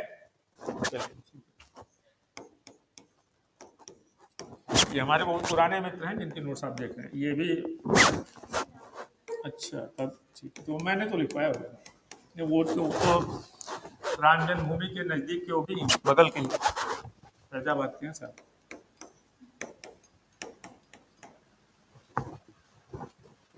ऐसा कुछ बनेगा, ये सब हमने पढ़ाया था क्या? अच्छा, ऊपर आप लोगों ने शुरुआत में बहुत ज्ञान लिया, इसीलिए तो कोर्स पीछे हो गया, मतलब कई चीजें रिपीट हुई हैं बार बार, लोग 4 लोग नए आ गए, फिर से चालू कर, इम्तिहान यही हुआ था। ये बच्चे बहुत पहले, इनसे भी पहले, आप तो इनसे भी पहले आए थे। हाँ सर, H+ निकल गया, 2-3 चीजें समझ सकते हैं। H+ क्या, तो एक तो ये कि अब जब दूसरा कार्बोक्सिलिक से H+ निकालेंगे Ka2 के लिए, तो उसमें ये किसकी तरह बिहेव कर रहा है? +I, और +I से एसिडिटी घटती है। एक बार जब पहली बार लॉस कराया तो एक कार्बोक्सिलिक ग्रुप ने दूसरे के लिए -I दिखाया, -I is directly proportional to acidity. After the loss of one H+, one carboxylic group is converted into carboxylate anion, and we know that all the anions are electron donating. तो इसने किसकी तरह behave किया? दूसरा, after the loss of H+, the anion is stabilized by intramolecular hydrogen bonding. That is also known as what? Chelation. Chelation समझ में? और cyclic compounds are more stable than open. तो अगर ये स्टेबल हो गया, यहां से H+ निकालना था तो आपको केवल OH बॉन्ड तोड़ना था, यहां से OH तोड़ना है तो 2 बॉन्ड तोड़ना है, एक तो hydrogen bond, and we know that cyclic compound are more stable, तो उसको स्टेबल से अनस्टेबल बनाने में एनर्जी देनी पड़ेगी। So we can say that in all the dioic acid, first acid dissociation constant is more than second due to 2 factors. First, initially for the first acid dissociation constant, at a time any one carboxyl lose H+, then other one is behaves as an electron withdrawing -I. And after the loss of H+, the carboxylate anion is formed, in which one for other one carboxylic group has CO- behaves as an EDG, electron donating. दूसरा, after the loss of H+, the anion which is formed, that is stabilized by intramolecular hydrogen bonding, that is also known as chelation. कोई doubt? दूसरा, अभी जो हम लोगों ने नाम देखे, ऑक्जेलिक, इनसे तो बहुत बार मुलाकात हुई है अभी, मोल कॉन्सेप्ट में भी मिले होंगे, टाइट्रेशन में भी मिलते हैं। मैलोनिक, सक्सेनिक और एक ग्लूटेरिक दिया था इसका। तो बताया जाता है कि एसडी का ऑर्डर बताइए, इनका नाम दे देता है, स्ट्रक्चर नहीं दिया। 1,2 डाइओइक एसिड सबसे ज्यादा एसिडिक होगा। क्यों? क्योंकि एक कार्बोक्सिलिक, जब एसिडिक ऑर्डर पूछा जा रहा है तो एक कार्बोक्सिलिक पे दूसरा कार्बोक्सिलिक जितना दूरी बढ़ाएंगे माइनस आई कम होता जाएगा। यहां तो बहुत उसी पे लगा माइनस आई मैक्सिमम, इसमें माइनस आई मिनिमम हो गया with respect to first one. So in case of dioic acid with increase the number of methyl group between two carboxylic group, the acidic strength decreases. That statement is correct. कारण minus I effect decreases. But उल्टा होगा दूसरे में, Ka2 की value उल्टी आएगी। क्यों? क्योंकि प्लस आई भी तो कम हो जाएगा। नहीं समझे? यहां पे आपने K1 इसका मैक्सिमम बताया, K1 is greater than K2, ठीक है। जब हमने इस केस में कंपेयर किया तो इसका K1 की वैल्यू इसके K1 से कम होगी, इसकी ज्यादा होगी ना K1 बेटा। After the loss of H plus जो एनायन बना उसका प्लस आई दूसरे केस में कम हो जाएगा। So second acid dissociation constant की वैल्यू इस केस में इसके सेकेंड एसिड डिसोसिएशन कांस्टेंट से ज्यादा आएगी। भाई पहले में माइनस आई घटा तो दूसरे में प्लस आई घटा। बात समझ में आ रही है? कोई डाउट नहीं? बोलिए सर, श्लोक सर, कोई दिक्कत? शुरुआत में आप बहुत परेशान थे, छूट गया ये, लेकिन आपको प्रिंस साहब ने करा। अपन तो कहीं सीन में नहीं थे, वो तो बीच में आते जाते इन्होंने हमें 2-3 बार बोला, फिर आज भी बोला। पहले परसों भी बात हुई थी, कल क्लास थी सर, आपको बोला भी था मैंने, कल या परसों, कल थी। तो कल थोड़ा सर दर्द था, मैंने कहा नहीं जाने दे। मैंने कहा सर अगर ले पाओ तो आप ले लो, तो इन्होंने कहा हाँ सर हम ले लेते हैं, क्योंकि P1 में क्या पढ़ाना है हमारे पास भी कुछ याद नहीं है हमको। हमने कहा ठीक है।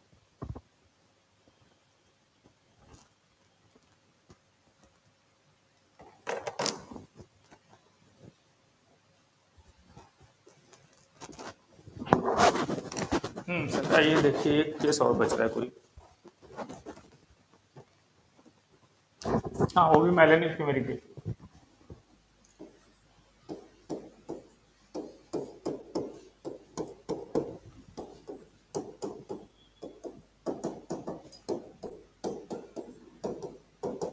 It is maleic acid, MALEIC, maleic acid. इसका trans isomer fumaric acid.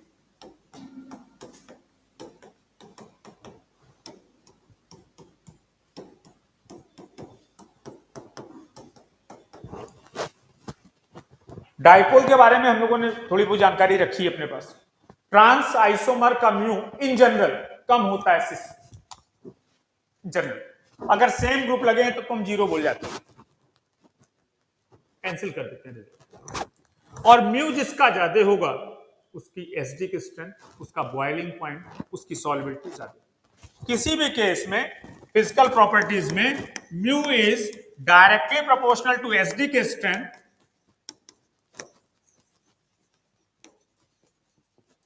directly proportional to the BP boiling point, directly proportional to the solubility in polar solid। तो इसका म्यू ज्यादा है तो किसी इसका एसिडिक स्ट्रेंथ ज्यादा होगा, इससे तो क्लियर होगा। क्यों ऐसा? ये तो डाइपोल से बता दिया। अब यहां से H प्लस का आपने लॉस कराया,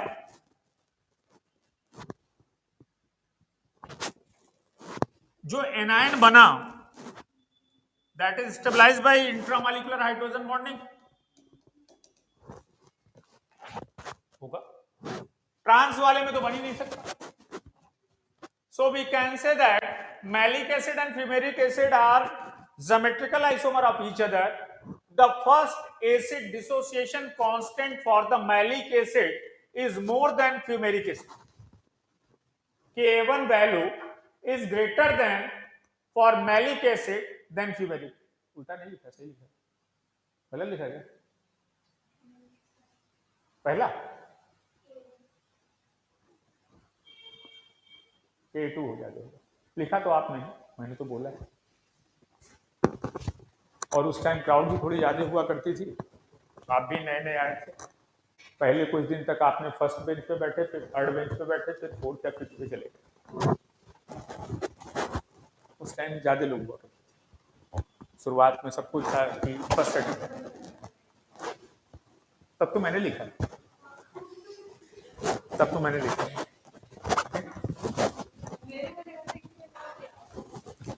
सर अभी हाल में, उसके बाद तो अब इतना पढ़ा दिया कि अब गायब ही हो गए। K1 डैश लिखा भाई, हाँ तो K1 is greater than K1 dash, ये K1 डैश है, K1 है। अपन नीट में भी पढ़ाएंगे ना, तो ओसी तो गलत नहीं हो सकती। कभी कितना पेटेंट 26 साल हो चुके, वही चीज, कोई नया कुछ हुआ नहीं। K1 डैश लिखा बेटा, ऊपर डैश भी लगा, वो गलती से नहीं, पेन लग गया। पहले तो मैं रिलैक्स था कि आपने लिखा है, फिर हमने, आपने कहा मैंने पढ़ाया, मैंने कहा कि फिर भी आपने लिखा, लेकिन जब इन्होंने कहा वो याद आ गया मुझे, बच्चे को पढ़ाया था, उसके बाद से बच्चा फिर कुछ पेपर ऊपर भी दिया था करने के लिए, दिया था ना, हुआ सॉल्व, आपको दिया था, उन्होंने तो कर लिया। चलिए कोई बात। एक्चुअल में जेई का क्वेश्चन था जो साहब बता रहे हैं, उसमें पूछा गया था, इसके फर्स्ट एसिड डिसोसिएशन कांस्टेंट को K1 बोल दिया, और इसके फर्स्ट एसिड डिसोसिएशन कांस्टेंट को बेटा हमने बोल दिया K1 डैश, और इसके सेकंड एसिड डिसोसिएशन कांस्टेंट को हमने बोला Ka2, और इसके सेकंड डिसोसिएशन कांस्टेंट को बोल दिया Ka2 डैश। तो हमने लिखा था, वही आपको समझा रहा था, कि A1 इज ग्रेटर देन, और उल्टा हो जाएगा Ka2 is lesser than K2 dash. क्यों? जो फैक्टर इसको सपोर्ट कर रहा है एसडी को, वही सेकंड केस में अपोज करेगा। अब यहां से H+ लॉस कराने के लिए हाइड्रोजन बॉन्डिंग को तोड़ना पड़ेगा। बोले कौन सा कोई दिक्कत तो नहीं समझ में आता था? नहीं लिखवाना नहीं है ना, इसे लिखा हुआ आपके पास, पता नहीं, आप भी कुछ दिन आए थे ऊपर वाली क्लास में, थर्ड फ्लोर पे, जब ये टाटोमेरिज के टाइम आए थे, हीट, हाँ हीट ऑफ कंबस्शन या ऐसा कुछ था। इससे क्वेश्चन एडवांस में भी आए। रीजन बस आपको ये सब याद नहीं करना, रीजन पकड़ में रहेगा तो देखते पहचान, रीजन समझ में आना चाहिए। यहां क्यों नहीं बन पाएगा? क्योंकि रोटेशन रेस्ट्रिक्टेड है, तो दोनों अपोजिट साइड, कभी हाइड्रोजन बॉन्ड कैसे बना है, घूमकर, सिंगल बॉन्ड होता तो एक बार रोटेट, क्योंकि सिंगल बॉन्ड में तो कंफर्मेशन देखते हैं ना, आपने पढ़ा है ना रोटामर कंफर्मेशन, उसके लिए क्या कंडीशन है, रोटेशन फ्री होना चाहिए। जीआई के लिए रोटेशन रेस्ट्रिक्टेड होना चाहिए। Clear sir? क्लियर? तो आगे बढ़े, कोई डाउट हो पूछ लिए सर, फिर मत कहिएगा आपने पढ़ाया था, क्योंकि सुनेंगे भी नहीं, हम रहेंगे तब सुनेंगे। आगे आगे बढ़े। एक और एसिड का केस छूटा ना, एक केस छूटा, और तो इफेक्ट बताना नहीं है, SIR अभी बताना नहीं है, एक और छूट रहा है, एक और छूट रहा है, आर्थो केस का बताने के लिए नहीं, बताना क्या नहीं, बेसिक स्ट्रक्चर छूटेगा, देखेंगे वो कर लेंगे आप लोग, लेकिन देख लीजिए, क्योंकि टेस्ट में कहीं आया था तो गलत किया था लोगों ने। CH3 C ट्रिपल बॉन्ड से CH2 कर लेंगे, 100% कर लेंगे, क्योंकि अभी जितने लोग भी बैठे हैं सभी जागरूक देश के नागरिक हैं, जिम्मेदार हैं, अभी सीरियस भी हैं, ठीक ठाक हैं, क्योंकि लग रहा है कि हमारे लिए ही व्यवस्था की गई है। थोड़ा प्रिविलेज फील हो रहा है VIP टाइप का, कि हमारे लिए इतने कम लोगों के लिए भी क्लास लगा दी गई है, तो ज़्यादा समझ में आ रहा है। हम हिंदुस्तानियों की हैबिट है, थोड़ा सा भी डिफरेंट प्रिविलेज मिलता है तो हम ज़्यादा समझते हैं, ज़्यादा जनरल से हट के। भारत में केवल फ्री वाला चक्कर इतना जबरदस्त है ना, उसके चक्कर में ज़्यादा कर। हाँ बताइए, तुरंत बन जाएगा। Decreasing order of ACD crystal,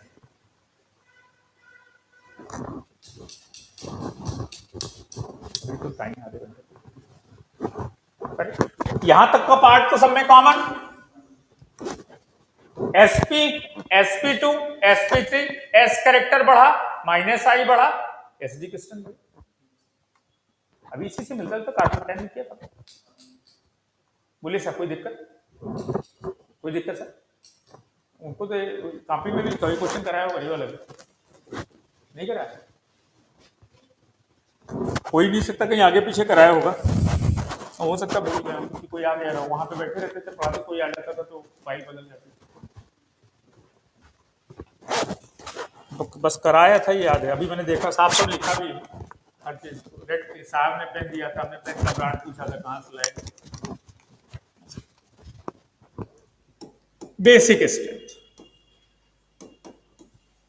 basic strength of amines.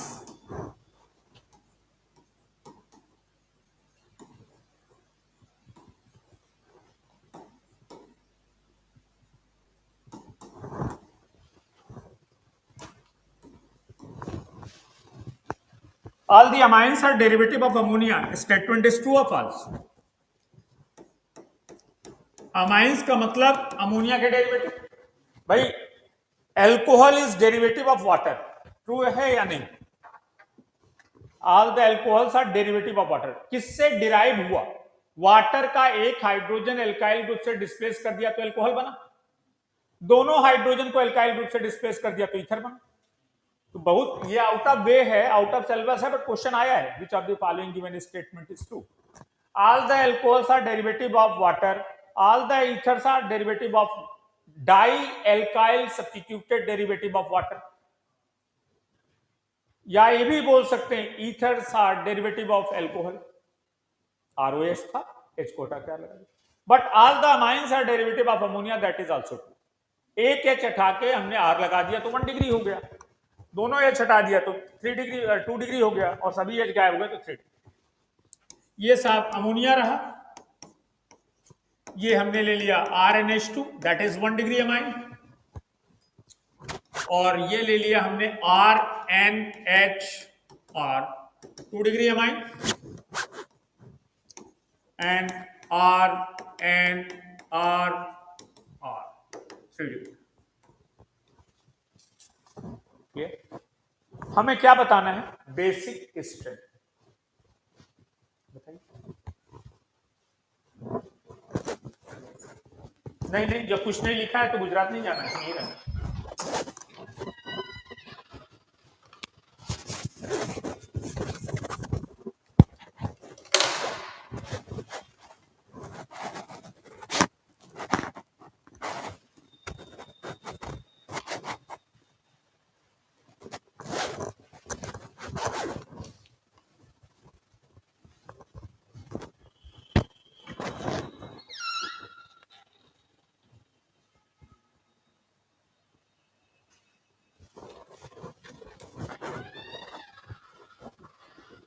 बताइए, हो गया? देखिए साहब, जनरल एजम्पशन में अगर हम सोचें तो हमें अगर पूछा जाए कि सबसे ज्यादा नॉलेजेबल कौन है, तो कहें जिसके पास ज्यादा किताबें, ज्यादा बुक तो ज्यादा नॉलेज। सबसे ज्यादा मेडिसिन कौन खाता होगा? जिसके पास ढेर सारी दवाइयां। सबसे ज्यादा लिक्विड कौन लेता होगा? जिसका लिक्विड का शॉप कोई एजेंसी। बट ऐसा होता नहीं तो ऐसा होता तो लाइब्रेरियन जितने होते बहुत बुद्धिमान होते, पब्लिकेशन वाले होते तो बुद्धिमान होते। मैटर ये है कि लोन पेयर तो है सबके पास, डोनेशन जो ज्यादा करेगा वो इंडिया में माना जाता है रिचेस्ट पर्सन, वो माना जाता है गवर्नमेंट के अकॉर्डिंग जो ज्यादा टैक्स पे करता है। और अभी आपने सुना ही होगा न्यूज में थोड़ा बहुत, 350 करोड़ तक काउंटिंग हुई है, मशीनें खराब हुई, काउंटिंग चली रही है झारखंड में कोई एक नेताजी से, तो उन्होंने टैक्स नहीं पे किया होगा, नहीं तो उनका नाम तो अंबानी के नीचे आ गया होगा, रिचेस्ट में रहे हो अभी लिखिए। मैटर ये है, ये नाइट्रोजन, ये नाइट्रोजन, ये नाइट्रोजन और ये 3 है, 4। इस नाइट्रोजन पे प्लस आई लगा, इस पे कोई प्लस आई नहीं, प्लस आई लगा तो इलेक्ट्रॉन डेंसिटी बढ़ी, इलेक्ट्रॉन डेंसिटी बढ़ी तो निगेटिव चार्ज बढ़ा, निगेटिव चार्ज बढ़ा तो साइज घटी, समझ गया। यही तो जगाना था, सोते जगाना था, सब ऐसा ही होता तो हम इतना चिल्लाते, हम वहीं से बैक हो लेते, लेकिन जग रहे हैं। ठीक, साइज बढ़ी तो ईएन वैल्यू, तो इलेक्ट्रॉन डोनेट करने की टेंडेंसी बढ़ गई। मतलब बी के नाइट्रोजन से ज्यादा आसानी से इलेक्ट्रॉन का डोनेशन हो सकता है विद रिस्पेक्ट टू ए, हो सकता है। यहां पे 2 लगे हैं एल्काइल ग्रुप, और इसमें सी में बी से भी ज्यादा इलेक्ट्रॉन डेंसिटी, तो इसके नाइट्रोजन की साइज जो होगी बी से भी ज्यादा होगी, तो इसके नाइट्रोजन की ईएन वैल्यू इससे भी कम होगी, ज्यादा आसानी से। यहां पे और ज्यादा कम होनी चाहिए, होगी। लेकिन एक चीज याद रखिएगा, टेलीविजन में, न्यूज़पेपर में, एफएम पे ऐड आते हैं from SBI, PNB, Canara bank, OBC, दुनिया भर के जो बैंक है, we provide a loan at cheaper rate, least documentation, fastest, quicker, with in 24 hour, दुनिया भर। बट कभी ऐसा नहीं होगा कि सर पे टोकरी लेके आए, लोन ले लो, बेल बजाएगा, ले लो। जिसको लोन लेना है वो बैंक जाके डॉक्यूमेंटेशन करेगा। अभी सुन को लीजिए, हम उसी कहानी बता रहे हैं, हम रिपल्शन थोड़ा सम्मानित तरीके से बता रहे हैं, आप रिपल्शन क्या। मैंने बताया कि बैंक फैसिलिटीज बताते हैं कि हम 24 आवर में डिसबर्सल करते हैं, हम कोई चार्ज नहीं लेते हैं, कौन सा चार्ज, प्रोसेसिंग फी नहीं लेते हैं, डॉक्यूमेंटेशन कम है। बट ऐसा कभी नहीं होगा कि ठेले पे लेके आए एसबीआई का, पीएनबी का, कैनरा का, लोन ले लो, या सर पे आपने देखा सर पे सब्जी जैसे लेके आते हैं, लेके आए, बेल बजाए, लोन ले लो। नहीं, जिसको लेना है वो बैंक जाएगा, डॉक्यूमेंटेशन करेगा। तो जिसको इलेक्ट्रॉन, ये इसके पास इलेक्ट्रॉन ही दे सकता है बट लेके फेंकेगा नहीं। जिसको लेना है, जो इलेक्ट्रॉन डिफिशिएंट है, वो नाइट्रोजन के कांटेक्ट में आएगा और कोऑर्डिनेशन बॉन्ड बनेगा। तो साहब ये जो देखने में शरीफ नजर आ रही है, होंगे तो टेट्राहेड्रा, क्योंकि सबसे छोटा मिथाइल ग्रुप हो सकता है। इसमें 3 टेट्राहेड्रा आ गए, आपस में रिपेल करेंगे तो क्राउडिंग भी होगी। जिसको इलेक्ट्रॉन लेना है, देखिए बेस और न्यूक्लियोफाइल थोड़ा सा डिफरेंस है, आगे फिर चर्चा करेंगे, अभी तो बस ये समझ लें, जिसको इलेक्ट्रॉन लेना है वो नाइट्रोजन पे आके कोऑर्डिनेट बॉन्ड बनाएगा। तो due to steric crowding, due to steric factor, due to bulkiness of 3 alkyl group, the new coming electron species cannot approaches properly over the nitrogen। जिसको लेना भैया उसके पास भी तो बॉन्ड होगा। हमने कहा BH3 आ रहा लेने के लिए, मानते हैं ना, all the trivalent compound of boron family, बैगन आलू में इलेक्ट्रॉन डिफिशिएंट, ये आएंगे साहब लेने के लिए इनके पास।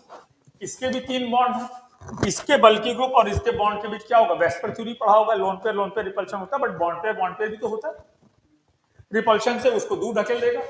इलेक्ट्रॉन कोई ऐसा तो है नहीं कि बॉल है उछाल देगा कि ले लो भाई, वहां उसके न्यूक्लियस की रेंज में आएगा तब ट्रांसफर होगा, डोनेशन होगा, वो आ नहीं पा रहा है रिपल्शन।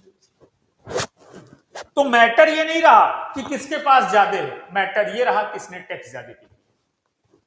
तो बॉन्ड कौन ज्यादा अच्छा बना पाया, 2 डिग्री वाले में इलेक्ट्रॉन भी ज्यादा था, स्टेरिक फैक्टर कम था, तो बॉन्ड बना। तो जब तक कुछ नहीं लिखा है, जब तक कोई GL कुछ नहीं लिखा है, हम लिक्विड फेज मान के चलते हैं। तो ऑर्डर क्या होगा, if R is equal to CH3 in liquid phase, the basicity order is 213, 2 degree, 1 degree, 3 degree, then ammonia. गलत क्या, बोलिए श्लोक सर। 213 ही मेरे भाई, उसके बाद 321 है गैस।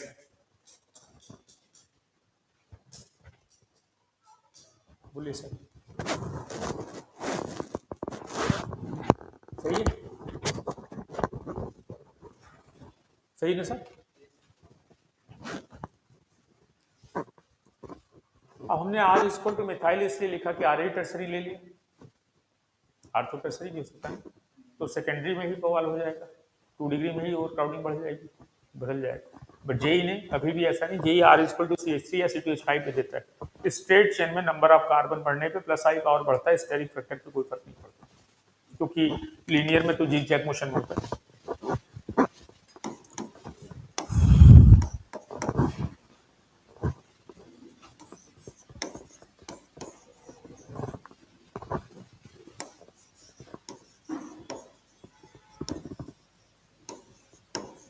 मुझे स्टेशन जाना, मेरे फ्रेंड आ रहे हैं 7:15 बजे, ऐसा ना हो कि वो गायब हो जाए। और कोटा के स्टेशन की हालत भी बड़ी दयनीय है, हो सकता है उतरने के बाद उनको लगे ना ये तो कोटा ही, दौड़ के फिर से ट्रेन में बैठ जाए। काम चल रहा है बहुत ज्यादा, प्लेटफॉर्म नंबर 1 साइड पे बहुत बुरी हालत है। पहले आए थे तो बहुत ठीक ठाक था, और मोबाइल स्विच ऑफ हो चुका है उनका, मतलब बैटरी। लेकिन अपन ने पहले ही बता रखा है वीआईपी गेट पे मिलेंगे। अब वीआईपी गेट है नहीं क्योंकि वो तोड़ दिया है, इसलिए लगता है, इसलिए मुझे पहुंच के वहां खड़े रहना है। गैसेस फेज, ठीक, इन केस ऑफ गैसेस फेज में से एक प्राइमरी फोर्स होती है साहब, एक सेकेंडरी फोर्स होती है। प्राइमरी फोर्स वो फोर्स है जिससे मॉलिक्यूल का फॉर्मेशन होता है, जैसे इलेक्ट्रोवैलेंट, कोवैलेंट, कोऑर्डिनेट। और सेकेंडरी फोर्स वो फोर्स है जो मॉलिक्यूल से मॉलिक्यूल को जोड़ता है, जिसे हम कहीं पढ़े होंगे फिजिक्स में कोहेसिव फोर्स भी बोलते हैं। वो सरफेस केमिस्ट्री में आता है, सरफेस टेंशन, कैपिलरी ट्यूब में आता है कोहेसिव फोर्सेस। एक बार सबसे ज्यादा ये फोर्स पॉपुलर तब हुई थी, आज से 10 साल पहले एक बार भगवान गणेश जी दूध पीना चालू कर दिए थे। उस टाइम कोहेसिव फोर्स की चर्चा बहुत जोर पे थी, जो पढ़े लिखे लोग थे उस टाइम। माननीय हमारे मुरली मनोहर जोशी साहब फिजिक्स के एचओडी थे इलाहाबाद यूनिवर्सिटी के, उन्होंने साइफन सिस्टम लगाया, और भगवान, इंडिया के भगवान ने दूध नहीं पिया, अमेरिका में पिया, क्योंकि उनके स्टूडेंट अमेरिका में थे, वहां पिया। इलेक्शन का टाइम था, भगवान ने दूध पिया। यहाँ त्राही माम हो गया, बच्चे लोग भूखे रो रहे थे, चाय की दुकान पे चाय नहीं मिली। और वो भी था कि एक ही तरह के भगवान पी रहे थे, मार्बल वाले। क्यों? क्योंकि उसी में साइकिल सिस्टम होता है। और सबसे नहीं पी रहे थे, जिससे नहीं पी रहे थे वो पापी, जिससे पी रहे थे वो। एंगल बनाना पड़ता था कि आप 45 का एंगल बना दिए तो बहुत तेजी से जाएगा, तब तो दिखाई देगा। 35 to 30 के बीच का एंगल था, स्पून लगाया तो छोटे छोटे पोर्स होते हैं व्हाइट कलर की मार्बल में। अब वो नीचे प्लेट प्लेट तो, लेकिन मूर्ति तो फिक्स है। अगर आपने मूर्ति को उठा लिया तो भगवान नाराज नहीं पिएंगे, मूर्ति जो फिक्स है वही पिएंगे।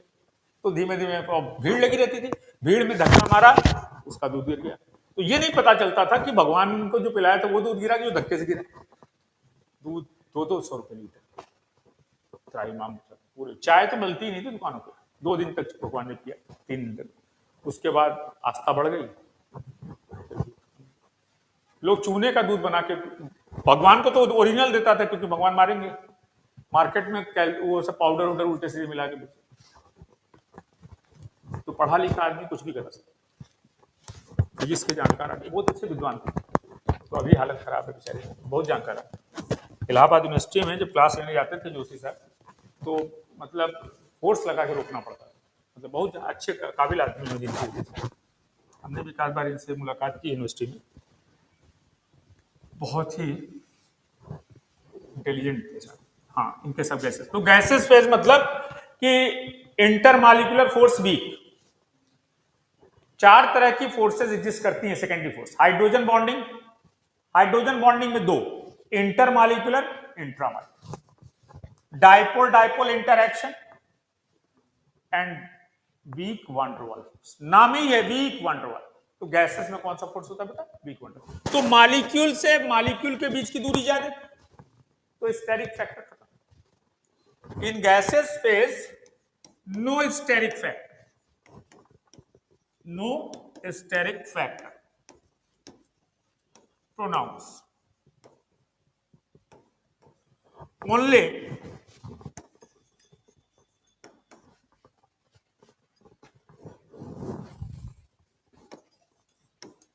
basic strength is directly proportional EDG। EDG का मतलब समझ रहे हैं सर?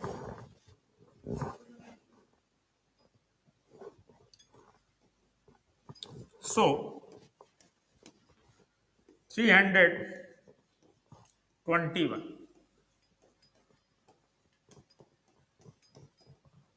पेपर में इतना डिटेल में भी नहीं लिखता है, ऑप्शंस के बगल में जी लिख देता है। तो जी का मतलब गुजरात नहीं है, जी का मतलब गैसेस। और लिक्विड में कुछ नहीं लिखता, तो मानना है लिक्विड, सॉलिड होता नहीं। क्लियर से आगे बढ़ सकते हैं, टाइम है ना?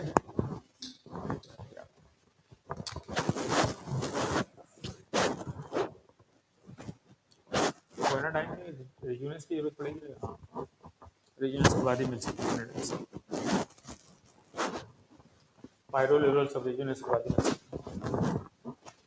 इसमें ले सकते हैं ना। एक क्वेश्चन से है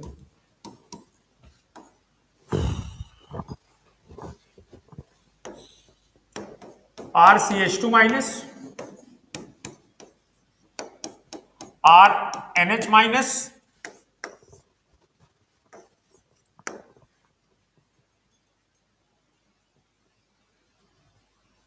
RNH2 ROH decreasing order of basic strength पूछा जा सकता है। Which one has highest KB value पूछा जा सकता है, लोएस्ट पीकेबी वैल्यू पूछा जा सकता है। तो सबसे ज्यादा बेसिक कौन? Anion are always more basic than neutral, क्योंकि एनायन का मतलब साइज बढ़ गई, साइज बढ़ गई तो इलेक्ट्रोनिगेटिविटी क्या होगी बेटा? साइज बढ़ी तो इलेक्ट्रोनिगेटिविटी डिक्रीज हुई, कम हुई तो इलेक्ट्रॉन लूज करने की टेंडेंसी बढ़ गई। तो साहब कार्बन और नाइट्रोजन दोनों पे नेगेटिव चार्ज, कुछ ज्यादा ही गड़बड़ होता है। ये वाला नहीं है, तो सुबह पढ़ रहा है। अच्छा ये तो क्यों? अच्छा पूरा ही क्यों है? कुछ ज्यादा ये सेंसिटिव हो गया, या हम ज्यादा ये रेगुलर हो गए। अच्छा ये प्लान में नहीं था ना क्लास, अब आइडिया दिमाग जो है स्टेशन की तरफ भाग गया। और अपनी क्लासेस 1.5 घंटे की होती है, दिमाग में अगर सेट है तो 5 घंटे भी चले। दिमाग में सेट नहीं है ना, तो थोड़ी देर बाद बीच में उतना जब डिस्टर्बेंस हो गया ना, रजिस्ट्रेशन का टाइम। चलिए आ गए हैं तो फिर आना ही है, नहीं तो राजकुमार साहब कहेंगे बताइए, इतना रिक्वेस्ट है। कार्बन और नाइट्रोजन, कार्बन की एन वैल्यू कम तो कार्बन पे निगेटिव चार्ज और नाइट्रोजन पे दोनों की साइज बढ़ गई। कार्बन से लॉस ऑफ इलेक्ट्रॉन ज्यादा आसानी से होगा, क्योंकि कार्बन की इलेक्ट्रोनिगेटिविटी कम है, तो कार्बन अपने इलेक्ट्रॉन को, जो निगेटिव चार्ज वाले इलेक्ट्रॉन, उनको लूजली जोड़ रखा होगा, फोर्स ऑफ अट्रैक्शन कम है ना, इलेक्ट्रॉन ज्यादा देगा। फिर नाइट्रोजन, यहां किसी पे निगेटिव चार्ज नहीं है, ऐसा नहीं सोचना है इसके पास 2 लोन पेयर, इसके पास 4 पार्कर पेन है, उसके ज्यादा नंबर आएंगे, जो लिखेगा उसी के आएंगे। ये नाइट्रोजन की एन वैल्यू देखना है, इसकी इलेक्ट्रोनिगेटिविटी नाइट्रोजन की कम, ऑक्सीजन की ज्यादा। तो साहब सबसे ज्यादा ए, आफ्टर दैट बी, यहां वही सही है जो बचपन से पढ़ते आ रहे हैं, एबीसीडी। ठीक है सर। डाइपोल भी देख लीजिए लगे हाथ, एक मजेदार केस भी दिखाते हैं आपको और एक नॉर्मल केस भी, दोनों। जनरल में हम लोग बोलते हैं कि mu cis is always greater than mu trans, cis का डाइपोल ज्यादा होगा ट्रांस, जनरल में ऐसा बोलते हैं। तो उसी को जनरल में अगर लिखना चाहें तो जो जेई ने यूज किया statement, mu cis is always greater than mu trans, और बताना है which of the following is not correct. Mu cis is always greater than, ये ऑलवेज है, अगर ये ऑलवेज नहीं है तब तो कुछ भी हो सकता है, ऑलवेज है तो स्टेटमेंट गलत है, अगर ऑलवेज है। इसमें इंडक्टिव का रोल अभी नहीं है, लेकिन ओम प्रकाश में इंडक्टिव का रोल आएगा। इसके बाद ओम प्रकाश और पीएमओ करेंगे, तब तक टाइम हो जाएगा अपना, इंडक्टिव इफेक्ट खत्म। उसके बाद हाइपर कम्युनिकेशन अगले चैनल पर मुलाकात होगी। कल कौन देखे, कल किसकी पेरी है, सबकी क्लास को पता नहीं।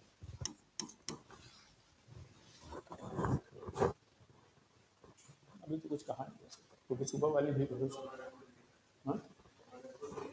खुद ही लिखा था उन्होंने कल की मेरी क्लास, उसके बाद लिखा सॉरी गाइस सम चेंजेस आते हैं। देखिए लिखने पढ़ने में ही चेंज होता है, लिखा नहीं है तो फिक्स है।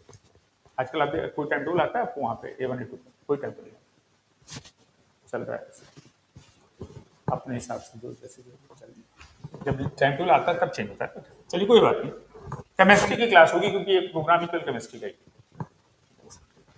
मतलब हालत वही है कि सीएम कमल वाला ही बनेगा, कोई भी बन जाए जो बवाल। हाँ सर, देखिए सर, आप लोगों ने फिजिक्स में वेक्टर पढ़ा होगा शायद, जरूर पढ़ा होगा सर, पढ़ना भी चाहिए। केसेस है सर, और इसी का ट्रांस ये है सर, ये वहां नहीं मिलेगा। इतिहास के पन्ने ना पलटे, वर्तमान में आए, समझ ले। ये मैं नहीं पढ़ाया उधर, लिखा नहीं, वहां तक पहुंच ही नहीं पाया, उसके बीच में चैनल बदल गया। हमने होमवर्क दिया, आपका आना नहीं हुआ, हमें समझाना नहीं हुआ, दोनों चीजें एक दूसरे के पूरक है ना, कॉम्प्लीमेंट्री। फिर हम कई बार मैसेज करने में कन्वे कराते रहे कि ये आप आ जाएं, समझ लें, लेकिन ठीक है, अभी भी कभी इच्छा हो बाद में ऑनलाइन में भी समझ लेंगे। हाँ देखिए सर, ये सिस है और ये ट्रांस, यही ना बेटा। Dipole is a vector unit. यहां पे ये इलेक्ट्रॉन दे रहा है तो इसका वेक्टर इस डायरेक्शन में, और यहां पे ये इलेक्ट्रॉन इधर दे रहा है, दो वेक्टर सेम डायरेक्शन में आए। हमने पढ़ा है कि वेक्टर रिजल्टेंट में अगर दो वेक्टर सेम डायरेक्शन में है तो ऐड होते हैं, तो इसका म्यू टोटल जो होगा, mu total is equal to mu of CH3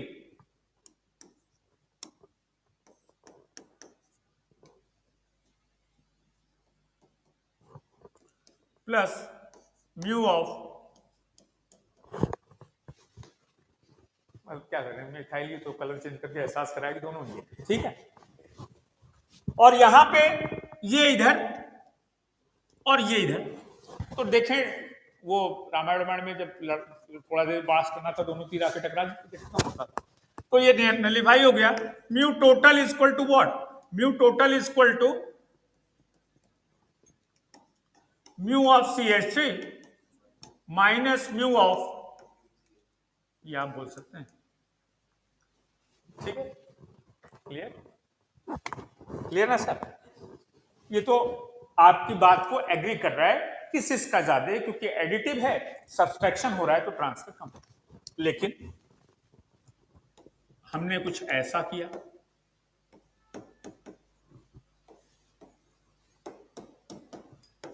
H H same direction में तो सिस है, और यहां पे H और H डायगोनल पे है तो ट्रांस है।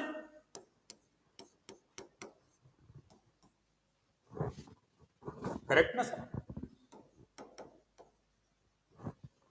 अब ध्यान से समझिए, यहां पे ये एरो इधर और ये एरो इधर, यहां पे ये इधर और ये इधर,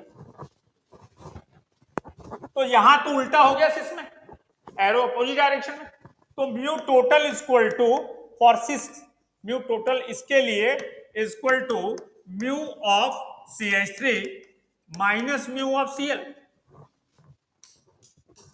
और for trans mu total is equal to mu of CH3 plus mu of Cl।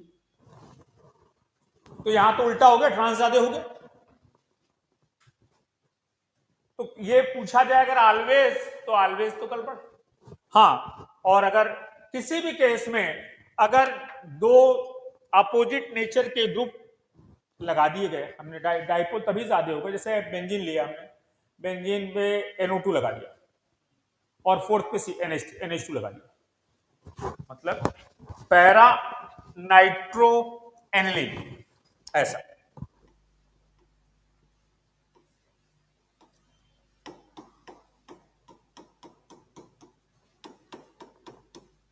अब ये इलेक्ट्रॉन विड्राइंग है तो अपनी तरफ पुल कर रहा होगा, और यहां से +R से इलेक्ट्रॉन जा रहा है, तो displacement of electron in definite direction is dipole. Dipole का मतलब क्या, इलेक्ट्रॉन एक डेफिनेट डायरेक्शन में बढ़िया फ्लो करे तो उधर निगेटिव, और जिधर से बढ़िया फ्लो कर रहा है उधर पॉजिटिव। Clear sir? ये केस जेई में कई बार आता हूं, गलत होता है ये बात, हमें देखना पड़ेगा। सिस पे मत जाइए आप, देखिए कि किसके यहां पे दो अपोजिट टाइप के ग्रुप लगे। अगर यहां भी मेथिल होता, यहां इथाइल होता, तब भी यही गड़बड़ होता। मेथिल और एथिल जब तक सेम ग्रुप है तभी तक वो रूल सही है, जब अनसिमेट्रिकल, इट इज अनसिमेट्रिकल, यहां आप दोनों तरफ से नेमिंग नहीं कर सकते, एक तरफ से ही नेम सही होगा। 1 chloro propene is correct IPC ने, ऐसा नहीं कि 3 क्लोरो प्रोपीन भी चलेगा, 1 क्लोरो ना। अपना नाम थोड़ी ना राजू का जी कुछ भी बोले भाई। IUPAC कितने मिनट भैया? 3 मिनट ऑफिशियली बचे हैं और आप लोगों की तो हैबिट है 7:15 7:30 तक छूटते हैं, लेकिन इस हैबिट को थोड़ा सा चेंज कर लेते हैं आज, क्योंकि अपन लगातार कवर तो कर लिए काफी। हाइपर में इतना टाइम नहीं लगेगा क्योंकि वहां क्वेश्चन ही कराने, और पहले मेंटली सुबह से ही पता रहेगा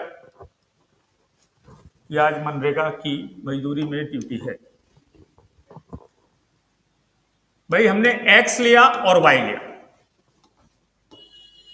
बेंजीन पे, इंडक्टिव इफेक्ट के एप्लीकेशन में ही चल रहे हैं, कहीं भी घबराने की जरूरत नहीं कि ये कहां से चले थे और फिर कहां आ गए हम, ऐसा कुछ मत सोचिएगा, जहां थे वहीं हैं, और जो पेपर में दिखाई देगा उसकी झलकियां देखिए। 3 अलग अलग पोजीशन। पहले केस में हमने एज्यूम कर लिया कि x और y दोनों का नेचर सेम है, या तो दोनों ईडीजी हैं या दोनों ईडब्ल्यूजी। ठीक है सर, दोनों के नेचर सेम। अब हमने कहा अगर ईडीजी ही है तो इसने इसको दिया, इसने इसको दिया, यहां पे ऐसा हुआ, ऐसा हुआ, यहां पे ऐसा हुआ, ऐसा हुआ, डायरेक्शन होती है सेम, डायरेक्शन में एडिशन, अपोजिट सब्सट्रैक्शन। ठीक है ना सर? तो इस केस में अगर वेक्टर सेम डायरेक्शन में है तो mu x y equal to root mu x square plus mu y square plus 2 mu x mu y cos theta. यहां से यहां तक की वैल्यू सबकी सेम, केवल कॉस थीटा डिफरेंट होगा, और cos theta with product of mu x y add हो रहा है, तो कॉस थीटा ज्यादा होगा तो म्यू एक्स वाई ज्यादा होगा। मतलब इस केस में हम बोल सकते हैं कि mu is directly proportional to the value of cos theta. बोलिए भाई साहब। And also say that inversely proportional to theta, क्योंकि अपन मैथ वाले हैं, आईटीएन हो आप लोग, theta is inversely proportional to cos. ठीक है ना? तो भैया थीटा कम किसमें? आर्थो में। थीटा कम तो कॉस थीटा ज्यादा, और कॉस थीटा डायरेक्टली प्रोपोर्शनल है म्यू के। तो ओम प्रकाश हो गया ना। अगर सेम नेचर के ग्रुप बेंजीन पे लगे हैं, Cl Cl हो, Br Br हो, CH3 CH3 हो, NO2 NO2 हो, सेम नेचर के, सेम है तो बहुत बढ़िया, सेम है तब तो पैरा जीरो, पर सेम नेचर के हैं तो कुछ ना कुछ होगा, बट मिनिमम होगा। तो ओम प्रकाश का मतलब कुछ नहीं, आर्थो मेटा पैरा को शॉर्ट में ओम प्रकाश। अगर किसी के नाम से रिलेटेड है, बुरा ना लगे भैया, गलती से बोल दिया, हाँ बाद में कभी मानहानि का दावा ठोक, हमारे नाम का मजाक हो रहा है। मजाक नहीं भैया, जेई का क्वेश्चन। केस सेकेंड, हमने क्या एज्यूम किया कि क्या लिया था, एक्स वाई लिया था। If x is EDG then y is what? EWG, और वाइस वर्सा, रिवर्स कर दिया। ठीक है, मतलब ना। तो रिजल्टेंट क्या होगा? Mu x y is equal to root mu x square plus mu y square minus 2 mu x mu y cos theta. यहां से यहां की वैल्यू सेम, डिफरेंट किसका होगा? Cos theta. और ये कॉस थीटा का प्रोडक्ट इसके साथ नेगेटिव साइन से, मतलब सब्सट्रैक्ट हो रहा है। कॉस थीटा जितना ज्यादा होगा वैल्यू उतनी कम हो जाएगी। मतलब इस केस में हम बोल सकते हैं mu x y is inversely proportional to cos theta. बोले हुजूर, पॉल साहब सही है। So we can say that directly proportional to theta. So we can say that prime minister of his PMO. In general, अगर 1,4 पे same group लगे हैं तो म्यू जीरो होता है। ये जो सेम नेचर है वो ईडीजी डब्ल्यूजी से बता रहे हैं, इंडक्टिव का ही केस है। ठीक है ना सर? अगर क्या अभी क्या, हाँ सर, वह सेम ग्रुप लगे हैं 1,4 पे, क्लोरीन क्लोरीन है, म्यू जीरो। केवल ऑक्सीजन फैमिली को छोड़ दिया जाए, ऑक्सीजन फैमिली का ग्रुप अगर सेम लगा है 1,4 पे, ये हो सकता है 1,4 डाइहाइड्रोक्सी, और इसी का एक रिप्रेजेंटेशन ये हो सकता है। अगर ये हुआ तो इसका रिजल्टेंट इधर, इसका रिजल्टेंट इधर, कैंसिल आउट कर रहा है, बट जितनी प्रोबेबिलिटी इसकी उतनी इसकी। तो ऑक्सीजन फैमिली का ग्रुप अगर 1,4 पे लगा है, 1,4 dihydroxy, 1,4 dithioxy, 1,4 dimethoxy, mu can not zero. Remaining in all case, a similar group is present on 1 and 4th position. कल की क्लास में हाइपर कॉन्जुगेशन, रेजोनेंस और कोशिश करेंगे प्रॉब्लम भी आगे क्योंकि कल उम्मीद है कि टेक्निकल दिक्कत नहीं है. ठीक है सर, कहीं कोई डाउट हो तो ग्रुप पे डालिएगा, देखते हैं कल क्वेश्चन सॉल्व करते हैं. ठीक है सर, थैंक यू.